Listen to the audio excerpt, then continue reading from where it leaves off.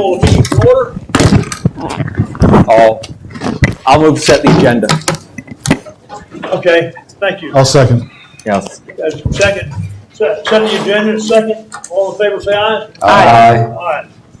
Let's close you on Adrian.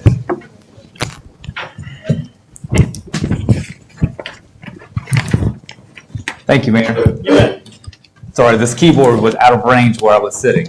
So it'll work on this side of the room. So thank you for your patience while I figure out our technology. So as the council has been doing workshops on third Monday of each month, we've had requests from your citizen advisory boards to come and present to you, particularly this time of year as we get ready for the budget. But it's a good opportunity for you to learn what your boards have been doing in the previous year and what they want to do in the upcoming year, and if there's any budgetary implications for that. So we have invited the Environmental Sustainability Board, the Historic Preservation Advisory Board, and the Tourism Development Authority to come and talk to you and just have a chance to give you an update of what they're doing. And so with that, I will turn it over to Peyton. And I will turn it over to our chair. And I will not turn it over. So, thank you, Mayor, City Council, City staff. It's a pleasure to be here with you this afternoon. And thank you for putting us number one, because I have a 6 o'clock flight to catch tonight. I am Rob Wilhite. I'm the chair of the Environmental Sustainability Board. I'm joined today by our vice chair, Mr. Doug Ellers, and our immediate past chair, Jennifer Fortenberry. And some of the members who are not with us today are Ted McGavran, Becky Carpenter, and Sharon Johnston. So I first want to start out, before we get into the business of the board, by publicly recognizing the good work that Peyton Ratchford does for this board. She has been tremendous for us, a great leader on her own, and has been highly supportive of the successes that we've had. So Peyton, thank you. We really appreciate it. And speaking of Peyton, she came up with a really great idea to help us convey to you our year-end report for 2021, which on the first page of that report, and for those of you that do have a copy of this, and we'll make sure others get a copy electronically, we highlight our awards and achievements, our community survey results. We've done 2 community surveys, and our social media stats, and we tend to get better and better every time we do a social media posting. So we're learning. And on pages 2 and 3, we talk a bit about some of the highlights of the activities of the 4 subcommittees that we formed about 18 months ago. And I'll talk a few more minutes about those. And then on the 4th page, we list the board members and some of the additional subcommittee members, as well as some of the activities that we'd like to pursue going into this year. So I see some of you have this. I'm not going to read through this. I don't want to drain the report, but I certainly want to refer to it from time to time. And one of the things I wanted to do was first give you the context of why did we pick 4 subcommittees and why these 4. So as you can see from this report, we formed 4 subcommittees around recycling, trees, bees, and energy. And that is based on a couple of things. One is we asked our community through 2 surveys, one in 2020, one in 2021, what they felt that the Environmental Sustainability Board should be working on. And consistently, they rated trees as very high. They rated our ability to work on recycling and help educate on recycling, and also energy, which is more of a recent addition to the ESB's very portfolio. timely. Yes, very much so. So, and this has been beneficial to both the ESB and to the community because, for one, this is a reaffirmation of what the community and the citizens of Belmont are telling us. But number 2, this has enabled us to add 3 and now soon 4 additional non-board members to our subcommittees to have an active voice in the proceedings and in our meetings. And we find that this has made our board much more productive in between the regular monthly meetings. And we're very happy that we've gone this approach. It's worked out very well. So I was going to ask, as we're still on the subcommittee discussion, if Doug, our vice chair, would talk a little bit about some of the highlights for 2021. Perfect. Thank you, Robert. Good afternoon. Good evening, everyone. So Robert went through the 4 subcommittees: trees, bees, energy, and recycling. And I'm just going to highlight a few of the achievements that we've had past 2021.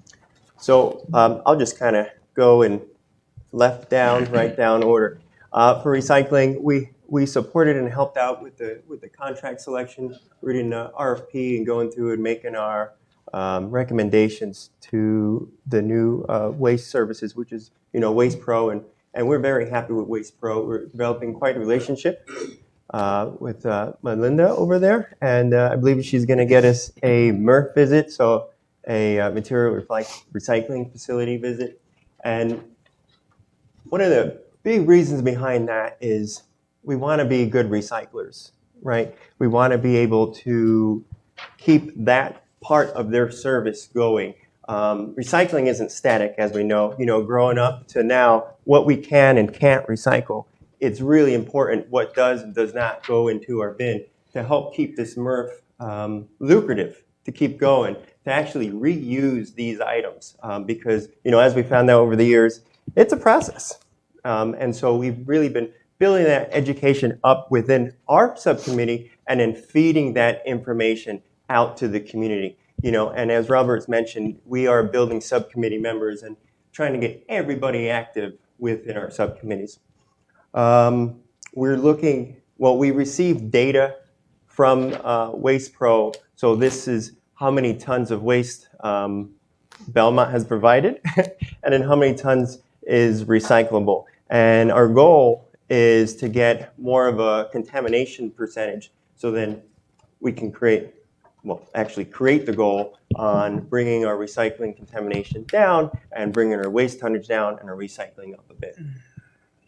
Moving on to bees, we've had virtual online webinars on the bee side, so describing pollinators and what's bee friendly and things of that nature. And we're also helping out with pollinator gardens around Belmont, working with local schools to develop those pollinator gardens. On the trees, we had pretty good success last year. As we weren't meeting in person, we had the Arbor Day Festival virtual, and we had pre-recorded webinars, and we also had a live panel discussion going over what's the best use of your outdoor area. So it was a lot of fun, and we got pretty good participation, from the city, as well as people outside the city, as I've heard. We had an art contest within the schools, and we also had a tree giveaway where we gave away about 100 trees to the community to plant in honor of Arbor Day 2021. And then this day, please, if you're not already coming to Garibaldi Festival on April 30th, Garibaldi Goes Green, Arbor Day celebration is going to be right on the side of the Garibaldi Festival, and we'll have some nice vendors and organizations there. Interesting. It's going to be interesting, yeah. Oh, it's going to be great. It's going to be a blast. Yeah. Moving on to energy, did you want to? Sure, I'll be happy to, Doug. Energy's been quite active this past year. First of all, we did also have a video webinar with representatives from both Duke Energy and Dominion Energy to give tips on saving energy and other important aspects of their energy cost containment. We also have been looking at all the available grants, both at the state level and possibly at the federal level, for electric vehicles. That might be an option for both charging equipment and fleet vehicle conversions. I see Bill Carroll. We had a conversation with Bill. Bill, good to see you, to talk about the options that might be before us as a city for what literally is tens of millions of dollars in grant money to be distributed over the course of the next 6 to 12 months. And finally, we just received from Duke Energy and Dominion Energy all the last 12 months of energy consumption data for every one of the facilities that has an account within the city of Belmont. And so we're just now looking through that data to better understand, are there opportunities to save the city money when it comes to energy costs for these buildings, particularly on the electricity side, which is a much bigger number than the natural gas costs to the city. And one last thing, we are also going to be coming back to the City Council regarding the recommendation for a location for electric vehicle charging in a city lot, and that'll be coming up at some future date. think we're moving on to work program. Yes, if you'd like to talk about what we're going to be doing for Okay. this year. Before you look at that, I just want to mention one last thing. We are a tree city. We're a bee city and a tree city, but we've got 2 years in a row the Growth Award. And a little tidbit about Belmont. We are around the 80th city in the whole United States to become a tree city, and that's out of around 3,600 cities. Little old Belmont, top 2%. Think How about about that. that, Yeah, how about that? Exactly. We did that a number of years ago, didn't we, Adrian? Yes, sir. 13 years ago. Mm-hmm. Hard to believe. It's fantastic. This is our work program for 2022. It's something that we developed about a year and a half ago that actually Peyton made us do it. It's created success and helped us focus our goals. What are we doing this month and the upcoming year? And it really keeps us on track. So we have events here when city applications are due, when our tree city applications due, and our goals. All on here just to keep us on track and focused. So this is January through June, and then July through December will be on the next slide. And I believe that this is always in our agenda, right, Peyton? So yeah, it's always in our minutes. And then we post on social media 2-3 times a month, sometimes more, and we try to keep it germane to what's going on in the world for holidays, Energy Awareness Month and things like that. And here's an example of what we did for one post, how to make your garden bee friendly. And so there are helpful tips for the community, basically for anyone that lives in the world. And then also, upcoming items that people should know about. Now, for our modest budget request, first I want to point out that energy is not on here. Energy has separate ideas to help save money throughout Belmont, but this is for the bee, recycling, and tree subcommittees. A lot of it is around educational materials and renewal applications that the Environmental Sustainability Board requires to kind of go on with the programs that we've been doing and to kind of elevate us a little bit to be a better city and better aligned with the environment. And, I think over the years as we see curiosity and want from the neighborhood, this is probably going to grow a bit, but hopefully reducing in other areas such as energy bills. So there is no specific budget request from the Energy Subcommittee of the Environmental Sustainability Board. Instead, we actually would like to try to bring some money into the city. Right now, we're asking Duke Energy. We've done some investigation with their energy efficiency programs for new construction to see if the new rec center would have enough energy efficient design elements and appliances to be able to qualify for a rebate that would be directly provided by Duke Energy. And so we're in the process of investigating that, and I don't have a figure. I wouldn't want to quote a figure at this point, but it is a commercial program that could provide some substantial funding back to the city. Yeah. And part of our request and our ask would be for consideration for any of those funds that would come back in the form of rebates as to whether or not they might be available for providing some type of on-site solar energy production or some type of other clean energy investments. We don't have enough details at this point to know exactly what the funding is, but we will turn back to City Council with more details later. Okay. Thank you, Rob. Just two last topics in our closing remarks. One is we have 2 open student positions, and this is the one part of our board in which we struggled. We've not been able to attract students for any length of time to be able to come either out of the high schools or from the colleges or universities in the area to join us. We had a few over the years, but this is something for which we've struggled.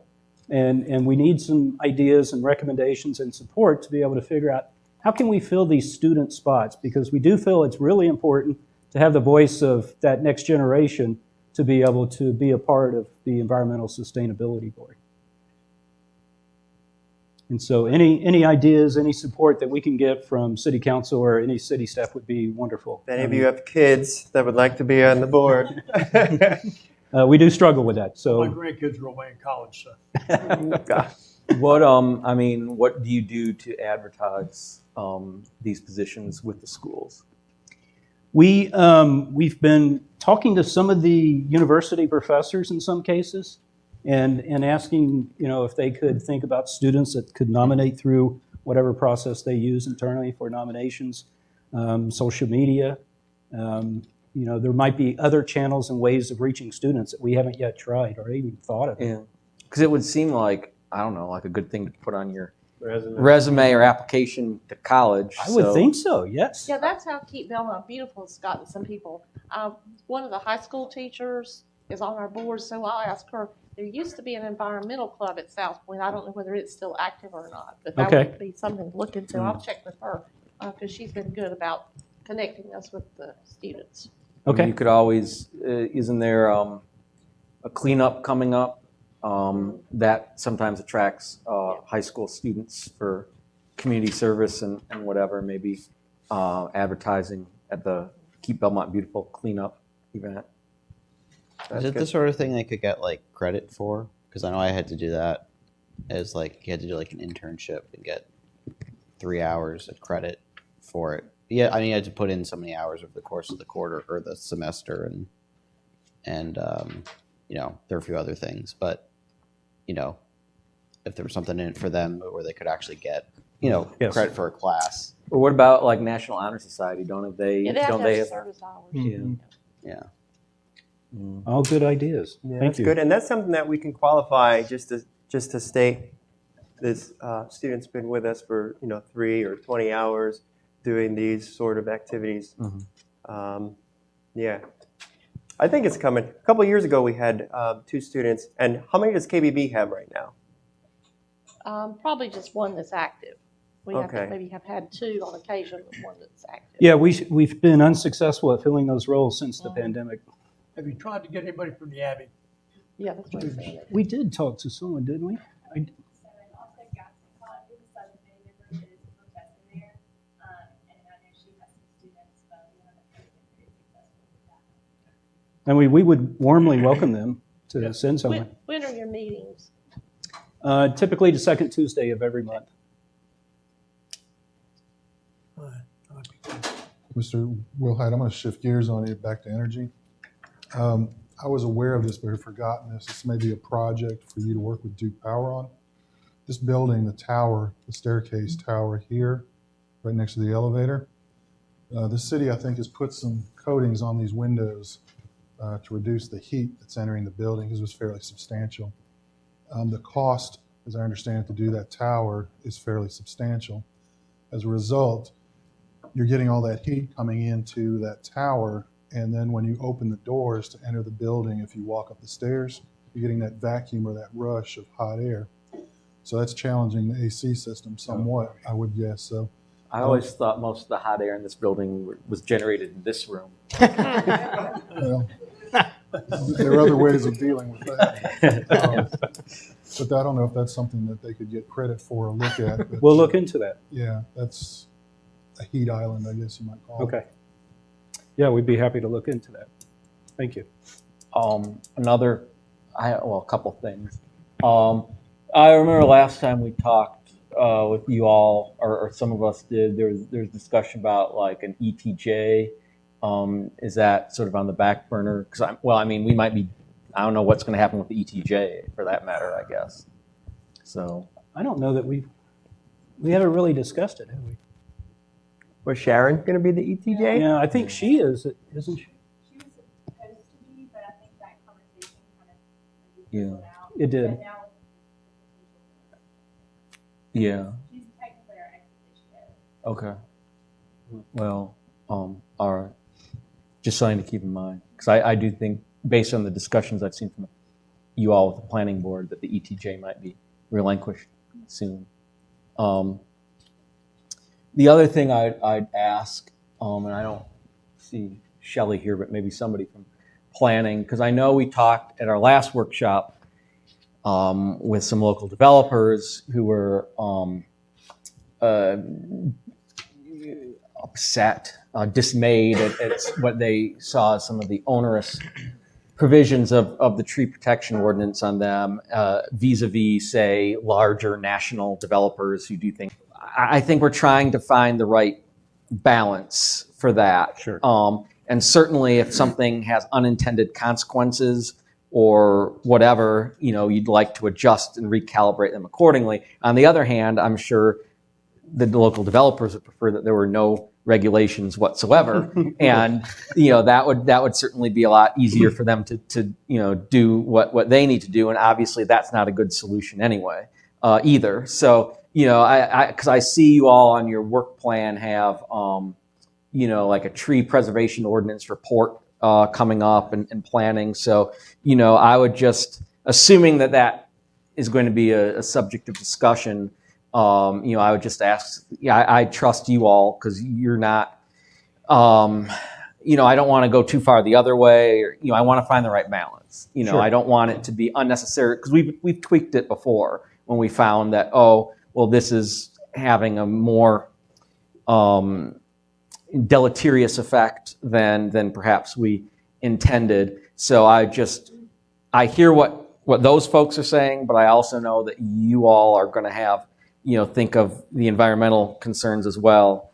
And, however we find a happy medium, because I don't want to, if it's not doing what we want it to do, we should fix it, but I don't want to fix it too much in the other way either. So just, I'm sure you'll take that role seriously, but that's something that might be coming your way in the next few months. Yeah, it's, as a matter of fact, Shelley did join our last board meeting, and we did discuss it.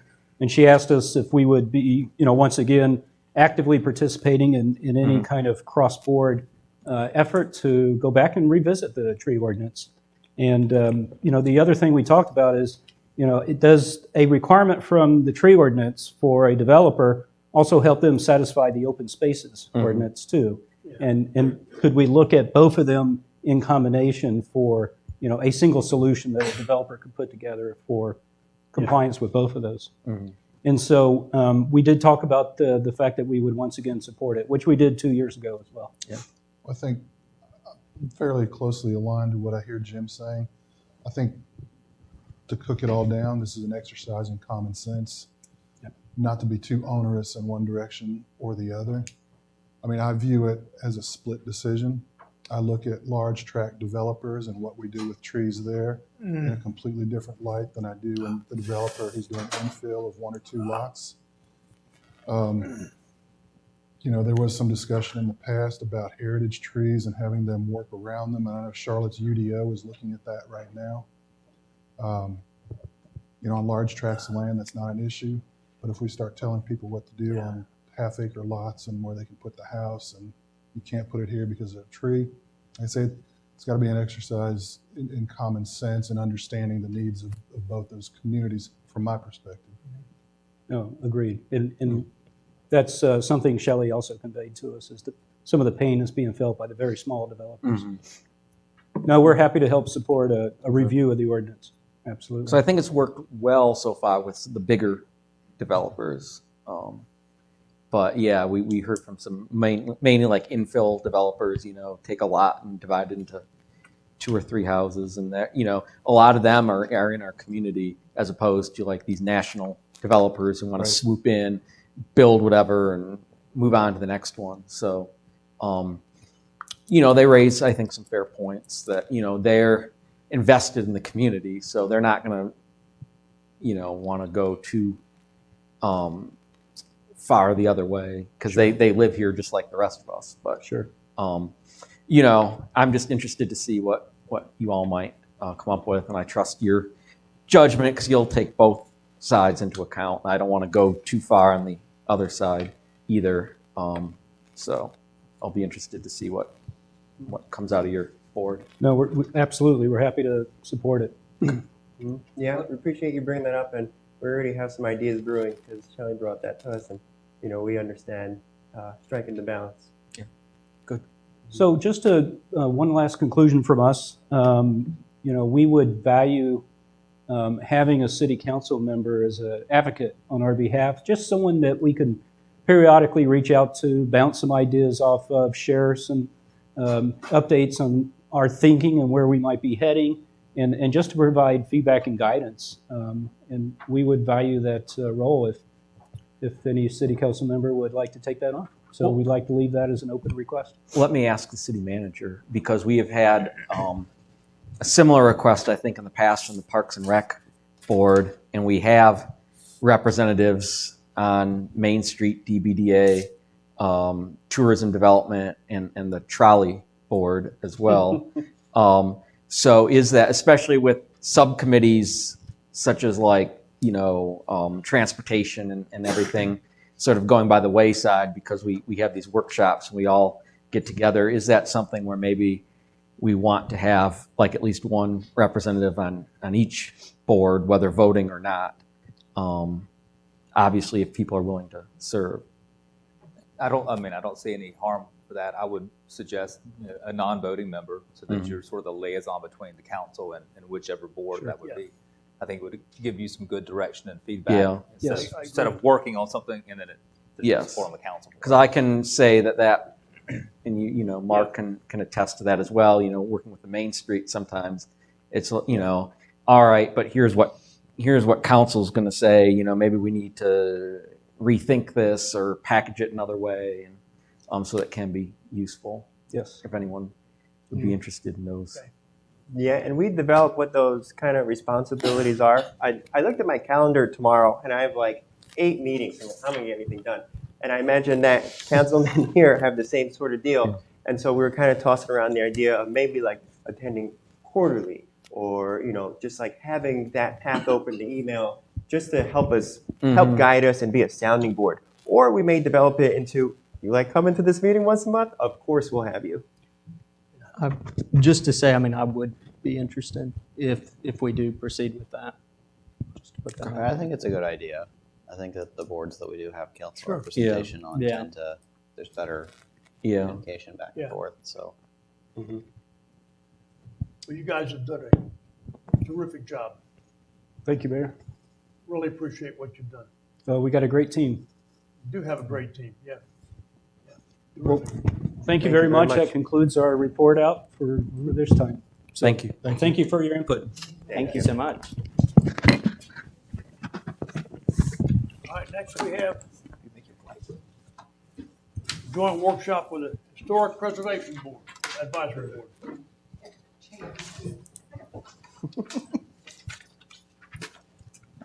Into the hot seat.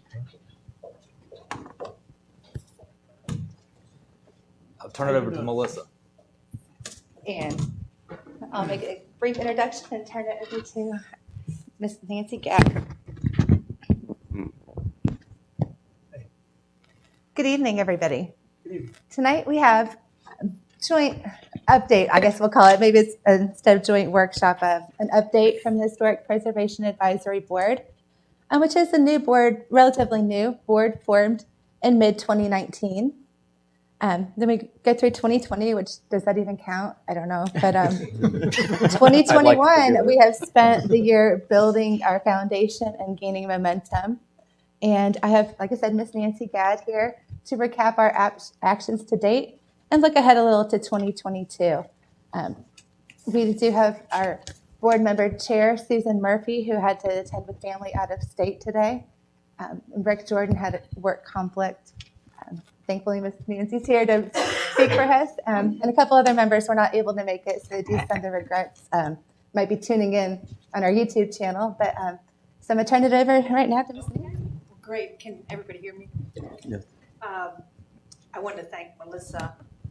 She's been a good cheerleader and also prompter. We meet once a month for an hour, which really isn't all that long. So we have a quick little agenda every month, and we try to make as much of that time. And then Peyton also has helped facilitate for us, both from keeping us organized to also helping with the social media aspect, which has become a very big part of really educating the community, which was one of the first things we did as a group this year, was to develop somewhat of a mission statement about promoting the education of the city's historic and architectural past. So We also lost a member, Alex, and then we added a new one, Rick, who is a newer person to Belmont. And I think what we're looking to leverage here is that Belmont is just such a desirable community to everyone in the whole region that there's a lot of education that should take place about preservation. If people are moving here and they're moving here for the houses and the community and the feel of the community, it is a much more reasonable effort to leverage some of the historic preservation tools that are out there. So that's a big part of what we've been talking about. Besides the mission statement that we developed, we most recently had on a Saturday a roundtable discussion with many of the groups in the county, which actually was kind of it was a new idea, it was a first, but by the end of the meeting, there was a high level of enthusiasm and collaboration across the group. I think we all kind of struggle with the same things about, getting resources and education, but amongst the group that were there, there's a lot of knowledge and the commitment to share knowledge, and share even volunteers and events. Gaston County has events that might appeal to people within Belmont. And then things, like creating apps, interesting sites. So we are going to continue to do that. I think we're going to try to schedule twice a year. And then we built a calendar with Peyton's help of all the different activities across the organization so that we could leverage that. From the social media and media highlights, one of the things is the Citizen Board, the Belmont Historic Landscapes. So what we're trying to put up on the web pages is sound bites from the past. So questions that people might have about homes, the beautiful homes that are in Belmont, some of the historic buildings, the business buildings. So we're trying to drive the ease of knowledge and information. Another one was the social media. So there's a couple things on here. We did have a local landmark designation that took place in November, which is a big deal. It's been a long time since Belmont has had a local landmark, which screams to us about all of the houses that have the landmark signs in front of them. Who is this? A lot of times you're not walking, so you can't take the moment to read the sign as you're driving by. But also, what is that about, or what does it mean? It's a lot more friendly, user-friendly than people think, and that's why we want to drive more of those designations within the area that's been the Belmont Historic District, and more structures of interest and notoriety. The other is leveraging some of the activity, like you're going to see on the right side, the Woodrow Wonder. And if there's been the talk of the town, it's been people watching that house go under renovation. So that's what we wanted to highlight. Actually, Dave and Nicole Penalva came and spoke with the group, talked about what it is. They've opened up that house for any of us to go through. So again, it's leveraging folks that are willing to take on a big project like that to preserve the kind of the look and feel of Belmont of old age. So we are getting additional speakers. So again, State Historic Preservation Office. For some of you that are involved, you often hear that called SHPO. Yeah. So if you hear SHPO, that's who that is. Great group of experts and resources in Raleigh. Very friendly and helping people. So, what we want to promote through all of this cross-pollination is the process involved, the tax credits, the benefits, the ease of doing it, and that there are people here to help. So I can't stress enough, just having been through it a couple times myself, that it is easier and they are there to help. They're not there to make it hard or difficult. And many of their ideas are really quite beneficial to the projects themselves. So looking into the future, we are going to continue with the education. We're going to do a booth at the Garibaldi Fest. We're going to host a preservation month. So again, with the help of Peyton and Melissa, push out there, different pieces of information that spark curiosity. I mean, I will say, I don't know if you know off the top of your head, but that post on the Woodrow Wonder, that sparked a lot of likes, and in response, Nicole and Dave put a note out on their Woodrow Wonder that just said they were feeling the love from Belmont.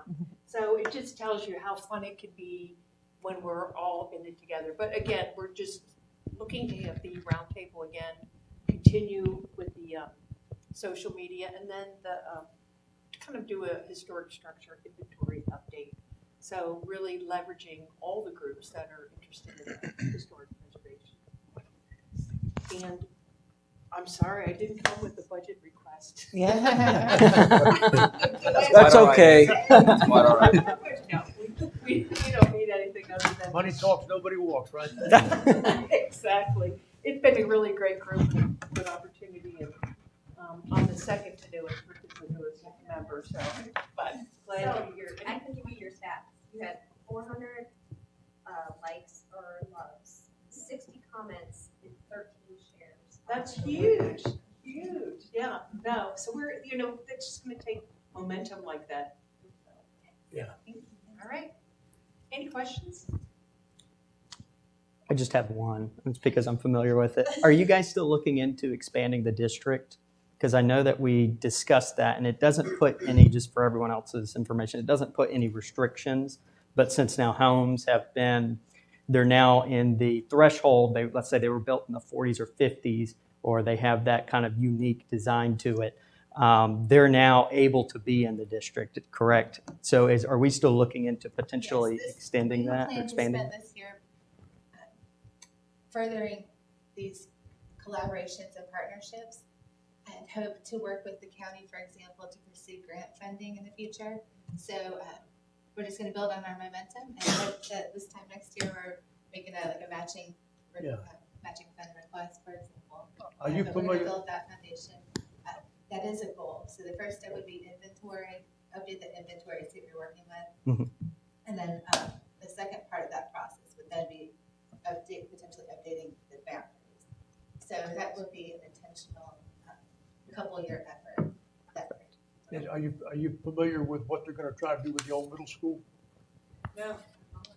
Did they finalize that? They Mm. haven't. I think it still needs to be, Not finalized yet, we gotta bring it before the council, but still, the commissioners need to vote on it Yes, before proceeding with gonna it. be great. among other things. Yes. Well, it's a beautiful stretch. It is, it is, I mean, it's an exciting time. it is, yeah. Thank you so much. Thank you. Thank you all.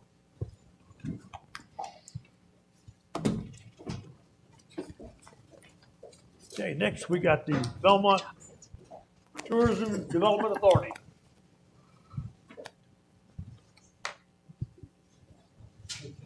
Please. Okay, oh, yeah, come on.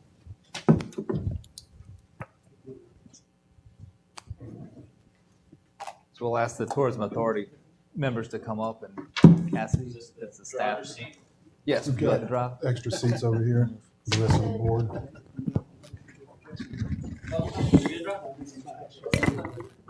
You don't need, no, you guys can choose it. There's space on the other side. And I'm gonna make you put the mic on. Did you find out? Put your mic on.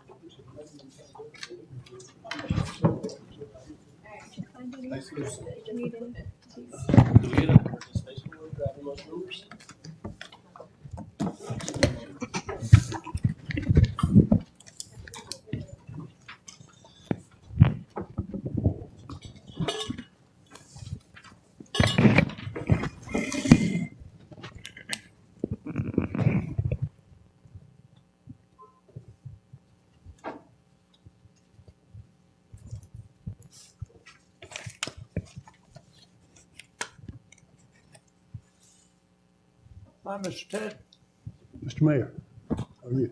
how you doing? Very well, thank you. Good. I'll turn this over to Cassidy. And I'll pass it down the line. Are we ready to get started? Yes, sir. Yeah, All ready. right. Well, Mr. Mayor, we really appreciate the opportunity to be here with you and the city council members today. It's a great opportunity for us to share information and keep those channels of communication open between the volunteer boards and the staff and the city council. All of us working toward the same goal, I am absolutely sure, which is to make Belmont the very best it can be. And I assure you that every member of the Belmont Tourism Development Authority is committed to that goal and to doing the work that's required to achieve it. I'd like to get us started today by introducing the members of our board to you, or having them introduce themselves, tell you a little bit about their backgrounds and about their motivation for serving in this capacity. Let's start with our Vice Chair, Melanie. I'm Melanie Mcintyre. When I joined the board about 2.5 years ago, I was at the time working at the Billy Graham Library as their marketing or communications manager, I guess, managing their marketing efforts. So I was knee deep in tourism when I joined. The library, if you're not familiar, was the one of the #1 attractions in Charlotte. So That's what the billboard says. it is. It's the #1 thing to do on Yep. TripAdvisor for like 6 years in a row. So I was knee deep in tourism, and when I saw an opening on the tourism board in Belmont, I jumped at the chance because I've been here in Belmont almost 5 years, and I just love this town and loved the idea. So right now, I did leave the library about 1.5 years ago, and I currently own a small coffee shop in the, I like to call Cramont area because it's right on the border of Belmont and Cramerton. It's called the Wandering Cup. So that's what I do now. Daniel. Yeah, I recognize a lot of you. I interviewed with you not too long ago, so I appreciate y'all nominating me to the board. I live downtown Belmont and work over at the Speedway, actually, so I work in sponsorship sales over there and worked with major multinational companies on their marketing objectives and lots of tourism boards, Cabarrus County, Visit Myrtle Beach, etc., on achieving their goals at our venues and events. And I really just wanted to give back to the community, and this looked like a way that I could bring some of my skills to the table. So happy to help out, and I appreciate everybody giving me the chance to do so. I don't think you weren't on. No, right? probably not. All right. I'm new. Susan. Thank you. My name is Susan Mosk, and I help create the revenue for our tourism authority. I'm with Home 2 Suites Belmont, which is a property of Strand Hospitality, our sister property being the Hampton. So Strand Hospitality is very dedicated to the Belmont community, as you know, and working on providing quality properties that people can come and stay and enjoy. So my property is an extended stay. So the mix of business is a little bit different than our sister property. We work with extended stay corporations. So I've been working with the corporations to come in and stay with us. We currently have a group out of Texas that's been with us since July of last year. So as you can see, it's just a different mix. They're more like residents than guests, but the hotel still runs like a hotel. We have several other companies in there too. So it's finding the revenue mix that makes sense for a company to have someone stay in a hotel. There's not a lot of apartments available, so that's helping us. Or maybe in between properties selling and buying homes, or displaced because of a fire or a tragedy in their homes. So just, but then also serving the transient community that are just coming into downtown Belmont for a weekend, ball game at Belmont, a wedding, those kinds of things. So I am the Director of Sales and Marketing at the Home 2 Suites Belmont. Okay, thank you. Thank And you. Mackenzie. I'm Mackenzie. I am the sales director of the Hampton Inn in Belmont Lake Season. The difference between our properties mainly is that I focus more on the social groups and events at this point in time, whereas Susan is handling more corporate events. I'm the one who has all the weddings right now. So we're mainly dealing with that at the moment. April, May, springtime, and fall are usually our busiest months, is what I'm learning. I'm still new to the Belmont community. I'm not from here, I'm from South Carolina, so joining the board was really the best way that I could get involved with the Belmont community. And I'm looking forward to, being a part of it, coming to the workshops, learning a lot today. So it's been a great learning experience for me. Are you a Clemson or a Gamecock fan? Neither. What about the Presbyterian Blue Hose? No. If For- I had to pick, I would have to say Clemson, but honestly, I'm UNC fan. Yeah. What? I lived in Columbia. Good for you. And we have two other members of our board who are members of the city council. We're really happy to have had Councilman Turner on our board for a number of years now. Richard, I don't know if you need to introduce yourself to this group. Certainly welcome to if you'd like. I'm Richard Turner. Nice to meet you. Thank you. It's good to be here. Kind of a dual capacity. And Mark Seelinger is a relatively new member of our board. I think came in January. Yep. We're really happy to have Mark because he brings a lot of collaboration because of his representation on the Downtown Belmont Development Association board, as well as the city council, and now on the tourism authority. It gives us an opportunity to share information back and forth that is very, very helpful and necessary. We appreciate that, Mark. Just a little bit about the history and the purpose of a tourism authority. North Carolina General Assembly passed legislation in 2005, making it possible for municipalities to levy a 3% occupancy tax on rental rooms in hotels, motels, other places that rent rooms that are subject to the collecting sales taxes. But it wasn't until the Hampton Inn McKenzie opened that Belmont City Council really could take advantage of the occupancy tax. And the City Council enacted that tax provision and established the Belmont Tourism Authority effective July 1st, 2008. The first four appointed to the authority were Lynn Pepper, who at the time was sales director at the Hampton Inn, Mayor Martin, then Councilman Martin, I suspect, and Councilwoman Stowe, and myself, first four members. We elected Lynn Pepper as the chairperson of the board at that time. And by the time of our second meeting, we also welcomed to the board Daniel Stowe Botanical Garden Marketing Director, Jim Hoffman, and Carolyn Barnes, who was the general manager at the Hampton Inn. So our board grew to 6 at that time and stayed there for a good long while. Our purpose is very clearly stated and very simple to understand, to use the occupancy tax funds to promote tourism in Belmont. And we quickly learned on the Tourism Authority that the definition of a tourist is anyone who spends at least one night in one of our hotels. The legislation requires that the Tourism Authority membership include representatives who collect the occupancy tax, Mackenzie and Susan, and also other members of the board who are actively engaged in marketing. It matters that the tourism panel was established as an authority. I just wanted to give the distinction there. We're an authority, not an advisory board. The difference is that as an authority, we have the discretion to allocate occupancy tax funds so long as we do so in keeping with our enabling legislation. There are really only two purposes for which we're authorized to spend occupancy tax proceeds.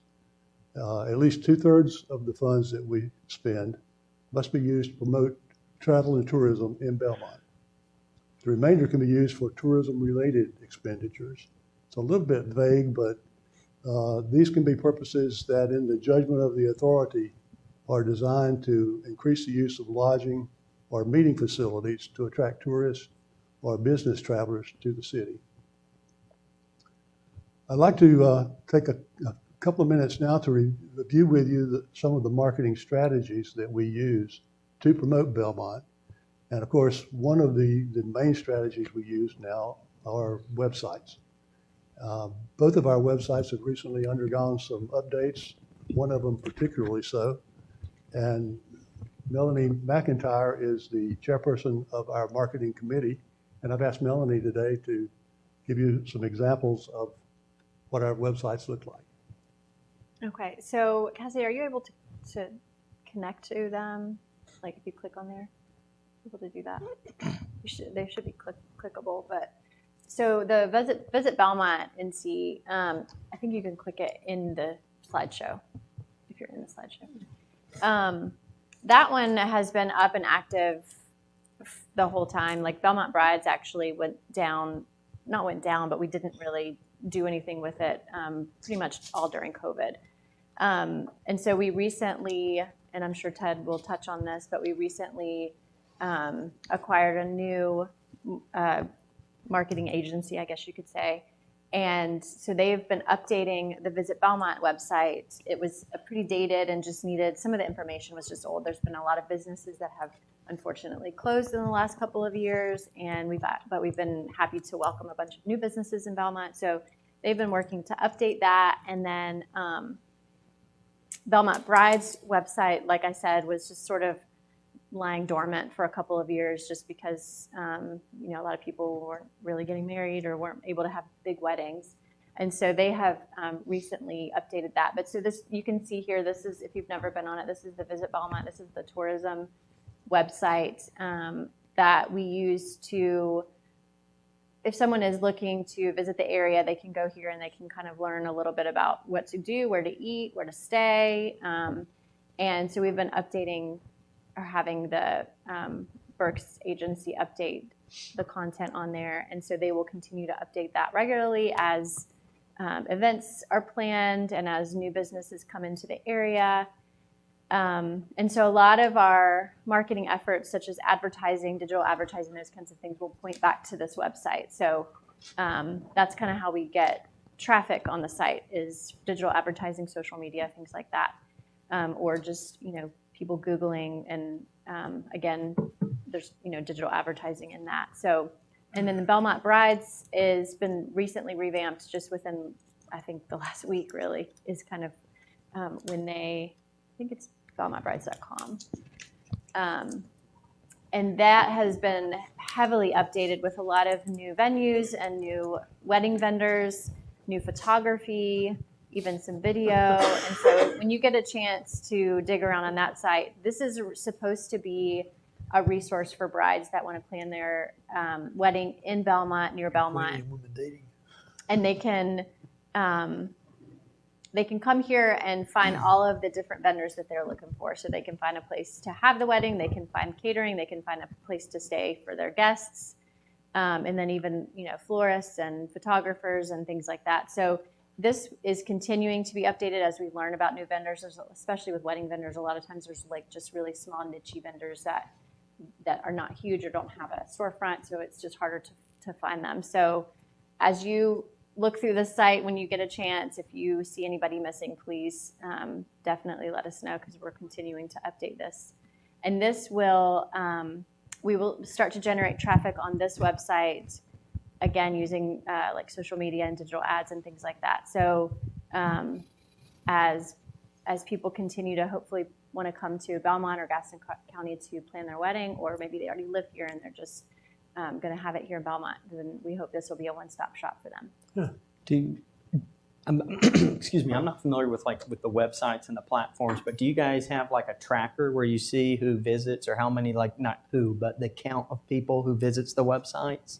Yes, so our the Burks have provided, I think they provided that information Yes, at our so last the meeting, right? Belmont Brides isn't officially launched again yet. So while it is accessible, we're not launching it until April 1st. So we don't have any stats on that yet. We're kind of a grand reopening, if you will. It existed pre-COVID, but we'll monitor all the web stats once we get it up and going. There's Google Analytics and things like that you can see too. Now, what about the other website? Same. Yeah. Okay. Yeah. Got you. We are also tracking at the hotels the venues like Camelot Motos, the more popular ones that are available, and if they tell us. So we're tracking that internally. It's harder with Visit Belmont, North Carolina, because you don't know what really is truly bringing them. But hopefully for the weddings, we'll be able to track at least the wedding traffic at these two hotels that are generating revenue. Gotcha. No, that's exciting. From just going through that a couple years ago with my wife, that's a pretty cool concept, honestly. So, did want to say that. Well, it's interesting how that came to be because at the time, the Hampton Inn, of course, at that time was our only hotel, and their occupancy on weekdays was almost full. They had lots of business travelers, but what they really needed was weekend guests. And everybody being aware of how popular Belmont is for engagement photos and wedding photos and weddings, it seemed like a logical thing for us to do, to put up the Belmont Brides site and encourage people to come and have weddings on the weekend and stay at the Hampton Inn and now at the Home 2 Suites as well. And I feel like that has worked very, very well for us right up until COVID. And when COVID hit, though, of course, the weddings were canceled all over the place. And we also needed to save some money. So we sort of sidelined Belmont Brides for a while to save some funds. And now we're bringing it back. We're ready to go. And I should have mentioned more specifically, too, that Garland Burke's Marketing, who you're all probably familiar with because of their great work on Moonlight on Main, are the ones who designed the Belmont Brides site. And they also updated for us the Visit Belmont site. We've contracted with them. And I certainly want to talk more about them a little bit later on in the program. The other way that we use digital media to promote Belmont is through our social media marketing. And Daniel Bandoli is also on the on the marketing committee. And he's going to talk to you a little bit about some of the exciting new things that Heather and Walter Burks are helping us do in social media. Yeah, so coming out of COVID, we had a lot of internal looking, figuring out what we're going to do and where we're going to go. And there's been a lot of discussions, some of which we're going to get into today. And we realized that we wanted to focus on kind of our core, what I call owned channels. So the website, because we own them, we control them, and we can manage the messaging, and then our social media. And then we thought about it and we said, all right, obviously Visit Belmont makes sense, right? And then it's established from the hotels, since they sit on our board, that the weddings drive revenue for the hotels, which then gives us money, right? So we decided immediately to bring back Belmont Brides. So the Visit Belmont and Belmont Brides both have a Facebook page, and then they also each have Instagram pages. So the Belmont Brides is launching here on the 1st of next month. So that Facebook page you just saw is completely empty because it has 0 followers. Some of this was existing, as we said. Belmont Brides was launched previously and then went dormant. So it does have some existing. And then Visit Belmont has been active the whole time. And so we had a change of vendor supporting our marketing efforts when we switched from the Lyerly agency here in Belmont and moved over with the Burks, who now are helping us manage this. And so one of the first things we did is you'll notice here on the Visit Belmont one, so the little circles are called stories. And if you want to go to the next slide. All right, go back. We'll get the stories in a second then. So I'll go back to stories in a second. So if you want to go ahead to the next slide. So as we thought about what we wanted to do with these own channels, we kind of said we want really quality content and we want to be consistent. Okay, so when people are on social media, they don't want to get a post at 11 p.m. one night and then 3 a.m. the next morning and then not get anything for a month, right? So we want consistency and we want high quality content. If you look at Visit Asheville, they were kind of an inspiration for where, aspirational for where we wanted to go. So from a consistency side, what we've contracted with is 3 weekly posts, 1 per day on Facebook and Instagram, alternate, and then the editorial pieces. So those are in the stories, which we'll show you in a second. And then also the Burks take care of our community engagement. So if people reach out on social platforms, they will answer their questions or direct it to the appropriate person internally. So that's our consistency, and I'm going to show you the quality now. So go back one. So what I was saying is these circles are stories. So if you go on Instagram, this is now on our site. And whenever you click them, you'll see the main core drivers of tourism here. So events, where to sleep, where to eat and drink. This is places people spend money. So when you click on them, it pops up here, and we've got lists of where to eat, where to stay, all sorts of that. So if you're not familiar with it, think of it as like a new age website, like for young kids. They can kind of go on and press it and see it. And so it's really just a way for us to highlight all the businesses in downtown Belmont. So really stepping up the professionalism and just quality of our social media. So these are just some examples, obviously, that you can go on there and mess with them, but we highlight where to eat, drink, and all that. Now, we've got consistency, right? We wanted quality now. So here's an example. I do love the sign. I think you guys were involved with getting this sign. Was that? Did I hear that at some point? Anyways. The alley sign, didn't y'all help with that? I thought I heard somebody say that. Street board? I thought it was Main Street. That's Okay. But really just great photography. You know, this isn't me out here with a cell phone. If y'all look at my Instagram, it's not this, okay? So it's high quality photography, which is important. And then you'll see there's also quality content behind it. So for the average viewer, if they just want to, tap on the photo because it's pretty, that's fine. If somebody wants to find good quality content behind it and learn a little more, they can expand it, and you see there's a bit more content behind it. You'll also notice, here's another example of the photography we're using in our posts. So this is something shot by the Burks. One thing that we found working with downtown is the focus on art and how well that's been received in our community, not just in our community, but bringing people in. So some of the posts focus on art, and then we'll focus on downtown as well. But once again, this isn't me out there with an iPhone. So I just wanted to show, this is a beautiful shot of our downtown. I think it speaks to Belmont especially with the Belmont Blooms initiative that was tried to start. And we've got the Coca-Cola sign in the back. This screams, downtown Belmont. And then, this is Rocky Branch. What an amazing shot for that. So I kind of wanted just to show the quality of the content there. And hopefully you'll take some time to go on our social channels and check out more of it. But really that's the focus. What's next? Okay, one more of the Abbey. So this is only 1 month, okay? So this is just a single 1/12 snapshot of our year, but I wanted to kind of give you an idea of what we're tracking. There's a couple things, what I call vanity metrics. So that's impressions and reach. Those are the really big numbers you see. So we reached 50,000 people in a month on Facebook, and 35,000 people saw us on Instagram. So 85,000 views in a month. I think that's pretty decent. But what we're focused on is the growth and the engagement rate at this point. So engagement rate is how many people interact with your social media. So we heard earlier from about the post about the house, the Woodrow Wonder, and the wonderful engagement they had on it. So that's what we want to see, is people engaging with our content, liking it, and commenting.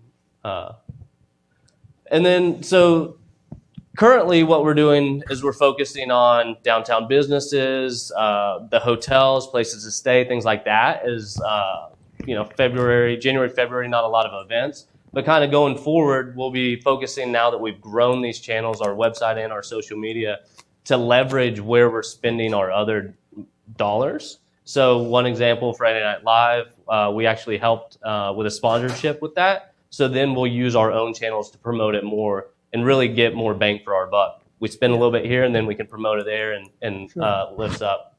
One interesting thing that was brought to us last meeting is the upcoming festival. So we're actually going to purchase some artwork, which helps them get more artists to the festival. And in turn, we'll take that artwork and we'll turn around and make it into a marketing campaign and use it in our social channels. And then we also, we have plenty of other ideas about what to do with the physical artwork and the hotels and all that. But that's just a really small example for you to get your your head wrapped around where we're going. Is we're trying to amplify our marketing dollars where we spend them with these own channels now that we have a good control over them. And that's just that shot right there is another shot we've got with our recent agreement. In addition to the professional photography, they also do, they have a drone that they can fly and they're licensed and all that. So we get some pretty cool stuff there too. So Yeah. I think that's it. Great. Thank you, Daniel. Perfect. That takes us right to where I wanted to be to talk about some other things that we do to market Belmont. I want to show you how we participated in two of the greatest events probably ever in the history of Belmont was the Moonlight on Main event, which I've never talked to anybody who can tell me another event in Belmont who tops that one. And of course, the Christmas Village and the Festival of Trees last year was spectacular as well. As you can see, we made a sponsorship for Moonlight on Main of $10,000. And then for both Moonlight on Main and Christmas Village and Festival of Trees, we spent another $12,860 to advertise both of those events. And it sort of brings up a kind of an old school term, press release. I want to talk about press releases, but not about the kind of press releases we used to do on paper and send to the Banner News, although we still send the press releases to the Banner News. But these press releases go all over the country, and they're to digital platforms of media outlets all over the country. And as you can see up there, our press release on Moonlight on Moon was posted 171 times nationwide. Wow. To a potential visibility audience of over 70 million people. And that was from California to Maine and metropolitan newspapers, with TV stations, all kinds of the digital platforms of those media outlets used that press release. And then the Christmas Village press release was posted 234 times nationwide in that same kind of media in their digital platforms, and it had a potential visibility of over 43 million. And of course, we also used other things like search engine marketing and online ads and something called rack cards, which you probably have seen. I was able to find two, and Melanie, you found two too, also, didn't you? Yeah. Would you pass those around that way and these around that way? You probably saw those rack cards because we printed 5,000 copies of each. The Tourism Authority paid for the design and the printing of the rack cards. And Cassidy and Morgan and Phil, I think, distributed them all to the shops and the restaurants and businesses downtown to be passed out individually to customers coming in. And we had them in their our shops. guest We had them rooms. at the hotels. Great. But that's the rack cards. And the reason I couldn't find hardly any is because we gave them all out. I think Cassie's got two in a file somewhere, and I found one in the Belmont Realty office. And then Melanie found a couple. So, but anyway, that's the rack cards. And let's go over to the next slide, if we can, Cassidy, and talk about sponsorships. Daniel mentioned that we just this month approved a $5,000 sponsorship for Friday Night Live concerts coming up. You may not also be aware that we are a $20,000 a year for 5-year partner with Belmont Trolley. We have made one of those commitments, and we took a pass this year and asked them for their forbearance because the budget was, back during COVID, was cut so severely this year. And so we're going to either make up that before the end of this year or push that out one more year. Belmont Trolley's approval gave us approval to hold off on that $20,000 this year, but we do owe them 4 more $20,000 grants to support the trolley.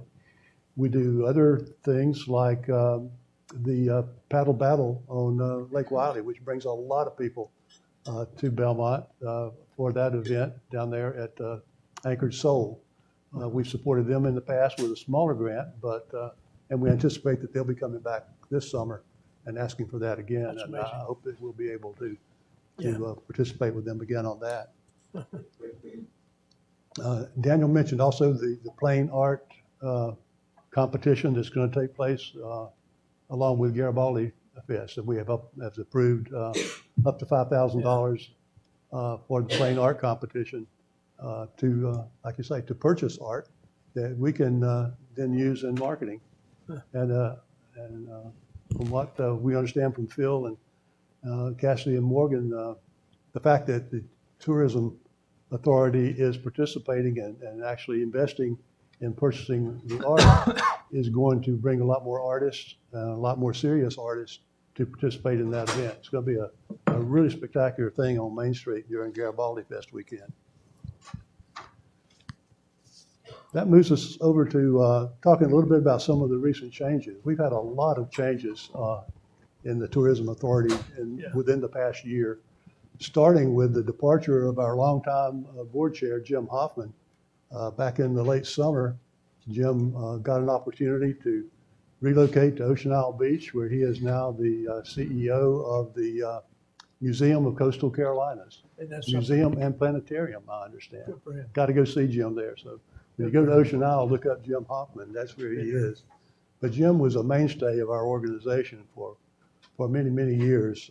I had the privilege of serving as his vice chair, which I've often said was the easiest job in the world because Jim was always there and he's always prepared. But then when he left, I was also sort of next in line, and I got tapped to be the chairperson of the organization back in the summer, and Melanie was elected vice chair at that same time. And I mentioned already, I think that we welcomed some new board members. Susan's new within the past year. Mackenzie new even more recently. And of course, Daniel and Mark, all new participants on our board in the past year. I guess one of the biggest changes we had this year was the departure on December 31st of our longtime marketing representatives. You're all familiar with Lyerly Agency on Main Street. Used to be in Charlotte, but after they became our marketing representatives, they moved their offices to Main Street in Belmont after 35 years, I believe, down in the South Park area in Charlotte. And they did a spectacular job for us all that time, and we owe them a huge debt of gratitude for helping us to invent tourism authority and marketing tourism in Belmont all the way back over the past, I guess, about 12 years that they worked with us. But during COVID, we needed to shorten the terms of our contracts because we didn't know how much money we were going to have and when. And then we wanted to make some other major changes in how we marketed or how we did contracting. And those changes didn't quite fit with Lyerly Agency's business model. And they notified us in early December, I suppose, that they would not be submitting a new proposal at the end of their contract term, which was December 31st. So we thanked them profusely and had a very respectful conclusion to a very beneficial and good long-term business relationship with that agency. We also didn't want to have a gap, and December was not the best time to go out and try to find somebody to help us, but we were very, very fortunate that we had all just gotten even better acquainted with Heather and Walter Burks because of their work on Moonlight on Main. And we were just blown away by the quality of the website that they created, by the social media that they generated, by the fact that they are Gastonia people, even though they don't live in Belmont, but they were natives of Belmont. Their families were in Belmont. They love and have a passion for Belmont. And so it was pretty much a no-brainer for us to reach out to them and say, can you help us and how quickly can you help us?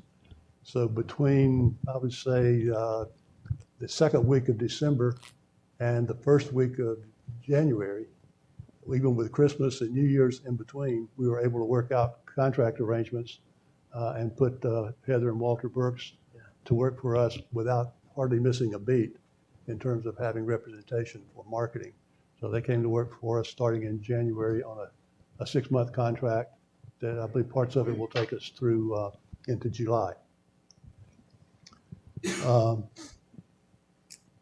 That catches you up, I think, on some of the most significant recent changes that we've had. I'd like to move on now to cover a little bit about our financial position. Talk with you more. Please excuse me, I have to represent the city in another meeting. If I don't leave now, I will miss that. Thank you. We'll miss you, Martha. See you, Martha. Take care. And then I would like to come back and talk more about Garland Burke's marketing and Heather and Walter a little bit later on in our agenda. But if we could go on now to the, there you go, the occupancy tax information. I've got a copy of that somewhere. Do you have one there? I could read that better down here. Right. I want to say a big thank you to the folks in the finance department here at the city. Jared Piles has worked to bring us the most up-to-date occupancy tax information I think we've ever had, Adrian.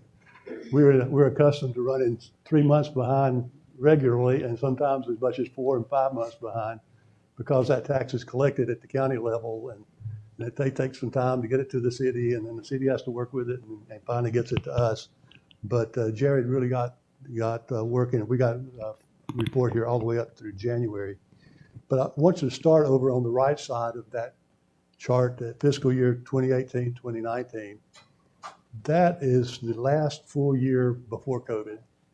And it probably, I don't really have all the years behind that, but I just know from experience, our typical year when we have one hotel was around $90,000 to $100,000 is what we could anticipate bringing in a year. So 2018, 2019 was probably one of our better years ever at $106,000. And then as you come on across to the left on that chart, you'll see a couple of things that we're very, very fortunate about in the Tourism Authority. One is that red dot, red line in fiscal year 2019, 2020 is the year the COVID shutdown happened. And what we were fortunate about with that is that it happened during the budget preparation time. So we were able very quickly to adjust our spending plans for the next year because we knew immediately what was going to happen to our funds. And as you can see, we dropped down from a monthly average of about $7,000 or $8,000, maybe even $9,000 immediately to $5,000. And then, gosh, in April, it went all the way down to under $2,000 when all the hotels and all the travel and all the airlines and everybody pretty much shut down. Yeah. So we were very, very fortunate that we were able to prepare and reduced our budget by about 25% that year. And with the cooperation of our marketing representatives as well, cut back our spending, also cut back on Belmont brides, keeping it updated because we knew weddings weren't going to be happening for a while. And if you look over to the next fiscal year, 2020, 2021, our next lucky break was that also in March of that year, the Home 2 Suites by Hilton opened. And take a look at what that did to our monthly occupancy tax proceeds. We went from $6,000 in February to $10,900 in March, and all the way up to in the 16,000s by the end of that fiscal year. And what we thought was going to be a $75,000 budget that year, because of those last 4 or 5 months after the Home 2 Suites opened, we made it all the way up to 97,000, which is pretty much back to what we have been accustomed to. Amazing. It was very, very fortunate that we had a new hotel opening at that time, or we would still be really suffering for funds.